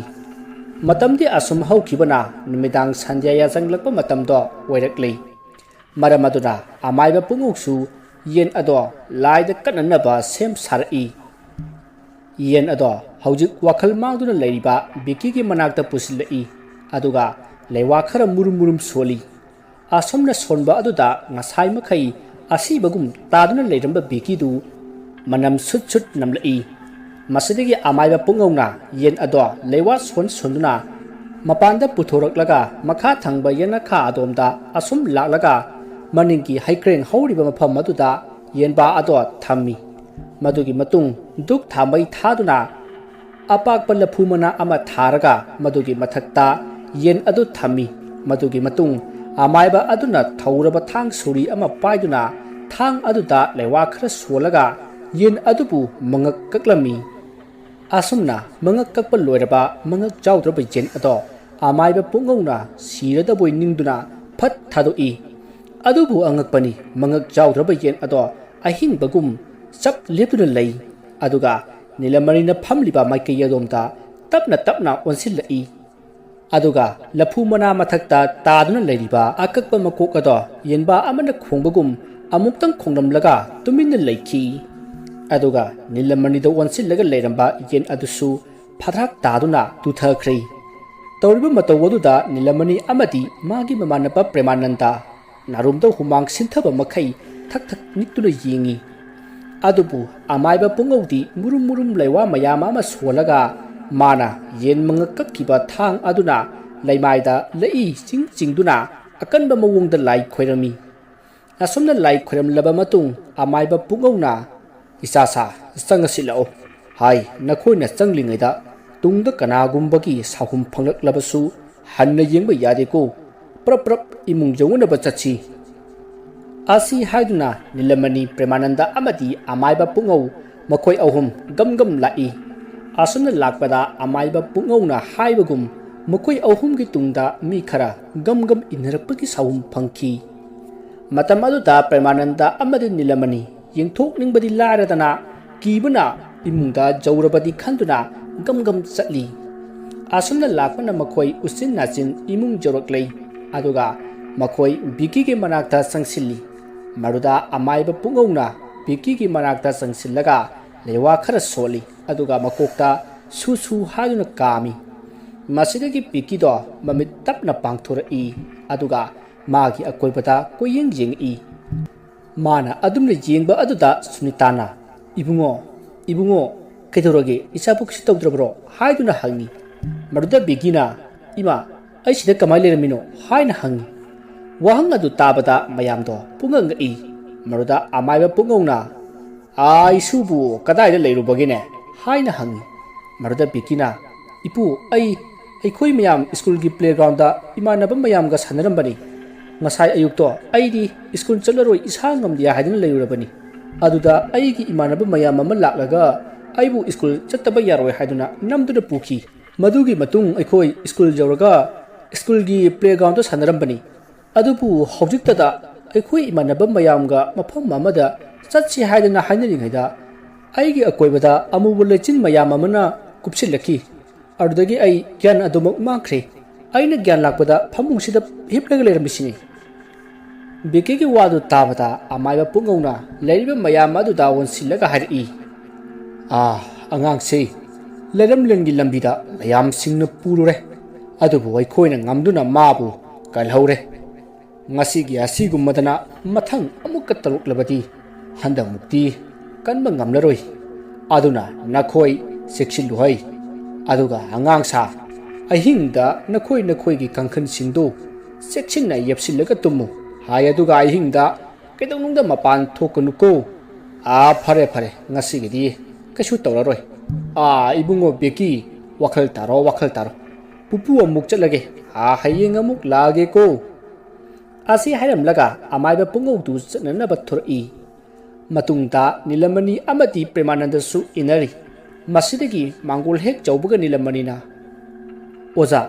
hayeng si phawba aikhoi yum sida leiba tari aduna oza na hayeng sidanga lakpiyu hangchiti aikhoi numit tadringaida yumse thadoklamlaga chaladabani oza phare ai hayeng amu hanna lage ko adudi adu noibu hayengi katnana ba jen haidubu leirabro amaiba adugi wado tabada Nilamani gi mamanaba Premanandara oza leitrida thibu wonthonu wakre mo boiler gumba yaragadi irai laigadaba hoine adu susumi phare ai khoige lekaida makoi yeloiba ma ani lei makoi dege ai hangbirage ko phani oza na khara phanana ba sinbiru ai khoigi tawse khangdagi chongtharakpada manungda tai haiduni chinmalle komna nungaina leiruge khandana lakpra haibabu mai werame oza mase noigi section dabagi asoibani ko lairam tilam thiraganda yum kai sagadabani hekta thok sajinba yaba natine phare nung oza yore ko asomna amaiba pungogdu chatkhri madugi matung Premananda su thengjinringaida yumda halagi hayeng ayuktu laklaga pradhan gida punna chapminara si haiduna wari sanaraba matung Premananda su mayumda hankhri numit adudi amaiba pungongna yenba ama katkibadunu oira male karimata tawrakhidi mahau sagum nonganba phawpa nungaina tumnaki nongalaba matung Nilamani su Premananda ga punna pradhan gi manakta chatkhri aduga yum aduda lehoriba miyoisingna yum honganaba pochai sing yum sinduna sem sari masidagi ayuki pung 13 muk tarakpa aduwaida Nilamani du lakle aduga sinpham adu Sunita da section na thammanaba khanghanki aduga hairi mama hayeng do gari laklagani nongthin oina chatpa tare ayukta oina chatpa yabani adubu pradhan sahibna pung ama nanganaba awatpa sendu pirage haire ima hoida su haikrabani matam kharadi aikhoi nangi napamda leirasi aduga senpham masina aphangba lamama yenglaga leirasi hoi ado makhoi baba tada Premananda se aikhoi gi yamna wabi khre aduna karinu khara to biramse aduga oja maibe gisu aisu khalibani aigi taw Premananda na ngarang se aina thabak kabada aibu khamlaga hai nangi thabak tin lubra hojik yumdu lorage haidana pradhan sahibna haire aduna chalusi la o haidana lambi degi phari bani ne aina mangonda ꯍꯥꯟꯅ ꯌꯨꯝꯁꯤꯒꯤ ꯃꯔꯝꯗ ꯋꯥꯔꯤ ꯁꯥꯈꯤꯕꯗꯨꯗ ꯃꯥꯅ ꯀꯣꯏꯆꯦꯟ ꯆꯦꯟꯗꯅ ꯀꯣꯏꯍꯪ ꯍꯪꯗꯅ ꯆꯦꯟꯕꯤꯔꯤꯕꯅꯤ꯫ ꯍꯌꯦꯡ ꯆꯠꯂꯝꯗꯥꯏꯗ ꯉꯥ ꯆꯔꯥ ꯑꯃ ꯆꯥꯅꯅꯕ ꯇꯧꯔꯝꯕ ꯍꯥꯏꯗꯨꯅꯤ ꯃꯃꯥ꯫ ꯑꯁꯣꯝꯅ ꯅꯤꯂꯃꯅꯤ ꯑꯃꯗꯤ ꯁꯨꯅꯤꯇꯥ ꯋꯥꯔꯤ ꯋꯥꯇꯥꯏ ꯀꯌꯥ ꯁꯥꯟꯅꯗꯨꯅ ꯋꯥ ꯈꯟꯅꯈꯤ꯫ ꯃꯗꯨꯒꯤ ꯃꯇꯨꯡ ꯅꯨꯃꯤꯠ ꯑꯗꯨꯒꯤ ꯅꯨꯃꯤꯗꯥꯡ ꯋꯥꯏꯔꯝꯗ ꯑꯃꯥꯏꯕ ꯄꯨꯡꯉꯧ ꯂꯥꯛꯇꯨꯅ ꯉꯔꯥꯡꯒꯤ ꯃꯇꯧꯒꯨꯝ ꯌꯦꯟ ꯀꯛꯇꯨꯅ ꯂꯥꯏ ꯈꯣꯏꯔꯝꯈꯤ꯫ ꯑꯁꯣꯝꯅ ꯈꯣꯏꯔꯝꯕ ꯂꯣꯏꯔꯒ ꯑꯃꯥꯏꯕ ꯄꯨꯡꯉꯧꯗꯨ ꯆꯠꯅꯅꯕ ꯇꯧꯕꯗ ꯅꯤꯂꯃꯅꯤꯅ ꯑꯃꯥꯏꯕ ꯄꯨꯡꯉꯧꯗ ꯍꯌꯦꯡ ꯑꯩꯈꯣꯏꯅ ꯌꯨꯝ ꯑꯁꯤ ꯊꯥꯗꯣꯛꯂꯝꯗꯥꯏꯗ ꯑꯣꯖꯥ ꯈꯣꯏꯔꯝꯅꯤꯡꯉꯤ ꯑꯗꯨꯒ ꯑꯉꯝꯕ ꯈꯔꯁꯨ ꯀꯠꯆꯅꯤꯡꯉꯤ ꯁꯣꯏꯗꯅ ꯂꯥꯛꯄꯤꯌꯨ ꯍꯥꯏꯗꯨꯅ ꯈꯣꯏꯔꯝꯂꯝꯃꯤ꯫ ꯃꯗꯨꯗ ꯑꯃꯥꯏꯕ ꯄꯨꯡꯉꯧꯅ ꯍꯣꯏ ꯍꯣꯏ ꯑꯩ ꯁꯣꯏꯗꯅ ꯂꯥꯛꯀꯅꯤ ꯍꯥꯏꯔꯝꯂꯒ ꯆꯠꯈ꯭ꯔꯦ꯫ ꯑꯁꯣꯝꯅ ꯅꯨꯃꯤꯠ ꯑꯗꯨꯃꯁꯨ ꯍꯧꯈ꯭ꯔꯦ꯫ ꯃꯊꯪꯒꯤ ꯅꯨꯃꯤꯠꯇ ꯁꯨꯅꯤꯇꯥꯒꯤ ꯃꯕꯨꯡꯁꯤꯡ ꯑꯃꯗꯤ ꯃꯃꯥ ꯍꯣꯏꯁꯨ ꯂꯥꯛꯇꯨꯅ ꯒꯥꯔꯤꯗ ꯄꯣꯠꯆꯩ ꯍꯥꯞꯀꯠꯇꯨꯅ ꯌꯨꯝ ꯍꯣꯡꯅꯅꯕ ꯇꯧꯔꯤ꯫ ꯅꯤꯂꯃꯅꯤꯒꯤ ꯌꯨꯝꯒꯤ ꯑꯅꯛꯄꯗ ꯇꯥꯕ ꯌꯨꯝꯁꯤꯡꯗꯒꯤ ꯃꯤꯑꯣꯏ ꯀꯌꯥꯁꯨ ꯅꯤꯂꯃꯅꯤ ꯍꯣꯏꯅ ꯌꯨꯝ ꯍꯣꯡꯒꯅꯤ ꯍꯥꯏꯕꯗꯨ ꯇꯥꯕꯗꯨꯗ ꯂꯥꯛꯇꯨꯅ ꯇꯧꯔꯤꯕ ꯑꯗꯨꯗ ꯃꯈꯣꯏꯅ ꯄꯥꯡꯕ ꯌꯥꯕ ꯃꯇꯦꯡ ꯄꯥꯡꯁꯤꯜꯂꯤ꯫ ꯁꯣꯝꯗ ꯅꯤꯂꯃꯅꯤ ꯑꯃꯗꯤ ꯄ꯭ꯔꯦꯃꯥꯅꯟꯗ ꯄ꯭ꯔꯙꯥꯟ ꯍꯣꯏꯗꯒꯤ ꯑꯋꯥꯠꯄ ꯁꯦꯟꯐꯝ ꯑꯗꯨ ꯂꯧꯔꯔꯒ ꯂꯥꯛꯂꯤ꯫ ꯃꯗꯨꯒꯤ ꯃꯇꯨꯡ ꯃꯈꯣꯏ ꯄꯣꯠꯆꯩ ꯄꯨꯝꯅꯃꯛ ꯒꯥꯔꯤꯗ ꯍꯥꯞꯀꯠꯇꯨꯅ ꯆꯠꯅꯅꯕ ꯁꯦꯝ ꯁꯥꯔꯤ꯫ ꯃꯇꯝꯗꯨ ꯅꯨꯡꯊꯤꯜꯒꯤ ꯄꯨꯡ 3 ꯇꯥꯔꯤ꯫ ꯃꯗꯨꯗ ꯑꯃꯥꯏꯕ ꯄꯨꯡꯉꯧꯅ ꯏꯆꯥ ꯁꯥ ꯏꯁꯨ ꯁꯥ ꯍꯧꯖꯤꯛ ꯃꯇꯝ ꯆꯞ ꯆꯥꯔꯦ ꯆꯠꯂꯣ ꯆꯠꯂꯣ ꯃꯊꯪꯗꯤ ꯑꯐꯕ ꯃꯐꯝꯗ ꯂꯥꯏꯔꯝ ꯇꯤꯜꯂꯝ ꯊꯤꯗꯣꯛꯂꯒ ꯌꯨꯝ ꯁꯥꯎꯀꯣ꯫ ꯑꯁꯨꯝꯅ ꯑꯃꯥꯏꯕ ꯄꯨꯡꯉꯧꯅ ꯍꯥꯏꯔꯛꯄ ꯑꯗꯨꯗ ꯅꯤꯂꯃꯅꯤꯅ ꯐꯅꯤ ꯑꯣꯖꯥ ꯑꯩ ꯃꯇꯨꯡꯗꯗꯤ ꯆꯦꯛꯁꯤꯟꯖꯔꯒꯦ꯫ ꯁꯦ ꯑꯣꯖꯥ ꯃꯁꯤꯅ ꯅꯆꯥꯅ ꯑꯣꯖꯥꯒꯤ ꯃꯐꯝꯗ ꯀꯠꯆꯕ ꯑꯋꯥꯃꯟꯅꯤ ꯑꯣꯖꯥꯅ ꯇꯧꯕꯤꯕꯅ ꯍꯦꯜꯂꯕꯅꯤ ꯁꯦ ꯄꯥꯏꯁꯟꯕꯤꯌꯨ ꯑꯣꯖꯥ꯫ ꯑꯁꯤ ꯍꯥꯏꯗꯨꯅ ꯑꯃꯥꯏꯕ ꯄꯨꯡꯉꯧꯗ ꯂꯨꯄꯥ 3,000 ꯄꯤꯈꯤ꯫ ꯃꯗꯨꯗ ꯑꯃꯥꯏꯕ ꯄꯨꯡꯉꯧꯅ ꯏꯕꯨꯡꯉꯣ ꯁꯦꯁꯦ ꯌꯥꯝꯃꯜꯂꯤ ꯑꯗꯨꯛ 50 ꯑꯃ 100 ꯑꯃ ꯄꯤꯔꯒ ꯂꯣꯏꯔꯦ ꯁꯦꯁꯦ ꯂꯧꯁꯤꯜꯂꯨꯅꯦ꯫ ꯑꯁꯤ ꯍꯥꯏꯗꯨꯅ ꯁꯦꯟ ꯑꯗꯣ ꯍꯟꯗꯣꯛꯏ꯫ ꯃꯗꯨꯗ ꯅꯤꯂꯃꯅꯤꯅ ꯌꯥꯗꯗꯨꯅ ꯅꯝꯗꯨꯅ ꯄꯤꯈꯤ꯫ ꯑꯗꯨꯒ ꯄ꯭ꯔꯦꯃꯥꯅꯟꯗꯁꯨ ꯂꯨꯄꯥ 1,000 ꯄꯤꯈꯤ꯫ ꯃꯗꯨꯗ ꯄ꯭ꯔꯦꯃꯥꯅꯟꯗꯅ ꯀꯔꯤꯅꯣꯅꯦ ꯏꯇꯥꯎꯒꯤ ꯃꯇꯦꯡ ꯄꯥꯡꯕꯕꯨ ꯑꯁꯦꯁꯦ ꯃꯁꯤꯗꯤ ꯅꯣꯡꯃ ꯏꯇꯥꯎꯒꯤꯗ ꯂꯥꯛꯂꯒ ꯆꯥꯛ ꯆꯔꯥ ꯑꯃ ꯆꯥꯔꯒ ꯂꯣꯏꯔꯦ ꯂꯥꯛꯑꯣ ꯄꯣꯠꯆꯩꯁꯦ ꯆꯤꯊꯕ ꯌꯥꯎꯗ꯭ꯔꯕꯣ꯫ ꯑꯁꯤ ꯍꯥꯏꯗꯨꯅ ꯆꯠꯈ꯭ꯔꯦ꯫ ꯃꯁꯤꯒꯤ ꯃꯇꯨꯡ ꯅꯤꯂꯃꯅꯤ ꯑꯃꯗꯤ ꯃꯥꯒꯤ ꯅꯨꯄꯤ ꯑꯉꯥꯡ ꯄꯨꯝꯅꯃꯛ ꯒꯥꯔꯤꯗ ꯀꯥꯈꯠꯈ꯭ꯔꯦ꯫ ꯃꯁꯤꯗꯒꯤ ꯗ꯭ꯔꯥꯏꯚꯔꯅ ꯒꯥꯔꯤ ꯑꯗꯨ ꯊꯧꯕ ꯍꯧꯈ꯭ꯔꯦ꯫ ꯑꯁꯨꯝꯅ ꯌꯨꯝ ꯑꯗꯨ ꯊꯥꯗꯣꯛꯂꯝꯗꯥꯏꯗ ꯁꯨꯅꯤꯇꯥꯅ ꯃꯃꯤꯠ ꯏꯔꯥ ꯆꯦꯡꯅ ꯌꯨꯝ ꯑꯗꯨꯗ ꯌꯦꯡꯉꯝꯃꯤ ꯑꯗꯨꯒ ꯏꯅꯐꯤꯅ ꯃꯃꯥꯏꯗꯣ ꯈꯨꯝꯖꯤꯜꯂꯒ ꯂꯣꯟꯅ ꯀꯞꯆꯈꯤ꯫ ꯑꯁꯨꯝꯅ ꯅꯤꯂꯃꯅꯤ ꯃꯐꯝ ꯃꯔꯥꯡ ꯈꯪꯗꯅ ꯂꯝ ꯑꯃ ꯐꯪꯂꯦ ꯍꯥꯏꯗꯨꯅ ꯌꯨꯝ ꯀꯩ ꯁꯥꯖꯤꯜꯂꯨꯕꯗꯒꯤ ꯑꯋꯥꯐꯝꯗ ꯇꯥꯈꯤ꯫ ꯑꯗꯨꯕꯨ ꯑꯃꯥꯏꯕ ꯄꯨꯡꯉꯧꯅ ꯀꯟꯅ ꯍꯣꯠꯅꯕꯤꯗꯨꯅ ꯃꯈꯣꯏ ꯃꯤꯁꯤ ꯃꯤꯅꯥꯗꯤ ꯌꯥꯎꯈꯤꯗ꯭ꯔꯦ꯫ ꯃꯊꯪ ꯃꯅꯥꯎ ꯅꯥꯏꯅ ꯆꯠꯊꯖꯔꯛꯂꯤꯕ ꯏ ꯊꯛꯄ ꯕꯨꯠ ꯍꯥꯏꯔꯤꯕ ꯋꯥꯔꯤ ꯑꯁꯤ ꯃꯇꯥꯡ ꯑꯁꯤꯗ ꯂꯣꯏꯖꯔꯤ꯫ ꯋꯥꯔꯤ ꯑꯁꯤꯗ ꯁꯣꯏꯈꯤꯕ ꯂꯥꯟꯈꯤꯕ ꯋꯥꯍꯩ ꯋꯥꯇꯥ ꯈꯤꯕꯤꯛ ꯇꯥꯕꯤꯔꯤꯕꯁꯤꯡꯅ ꯄꯨꯛꯆꯦꯜ ꯆꯥꯎꯅ ꯉꯥꯛꯄꯤꯒꯅꯤ꯫ ꯃꯌꯥꯝꯕꯨ ꯑꯔꯣꯏꯕꯗ ꯑꯃꯨꯛꯀ ꯍꯟꯅ ꯈꯣꯏꯔꯨꯝꯖꯔꯤ꯫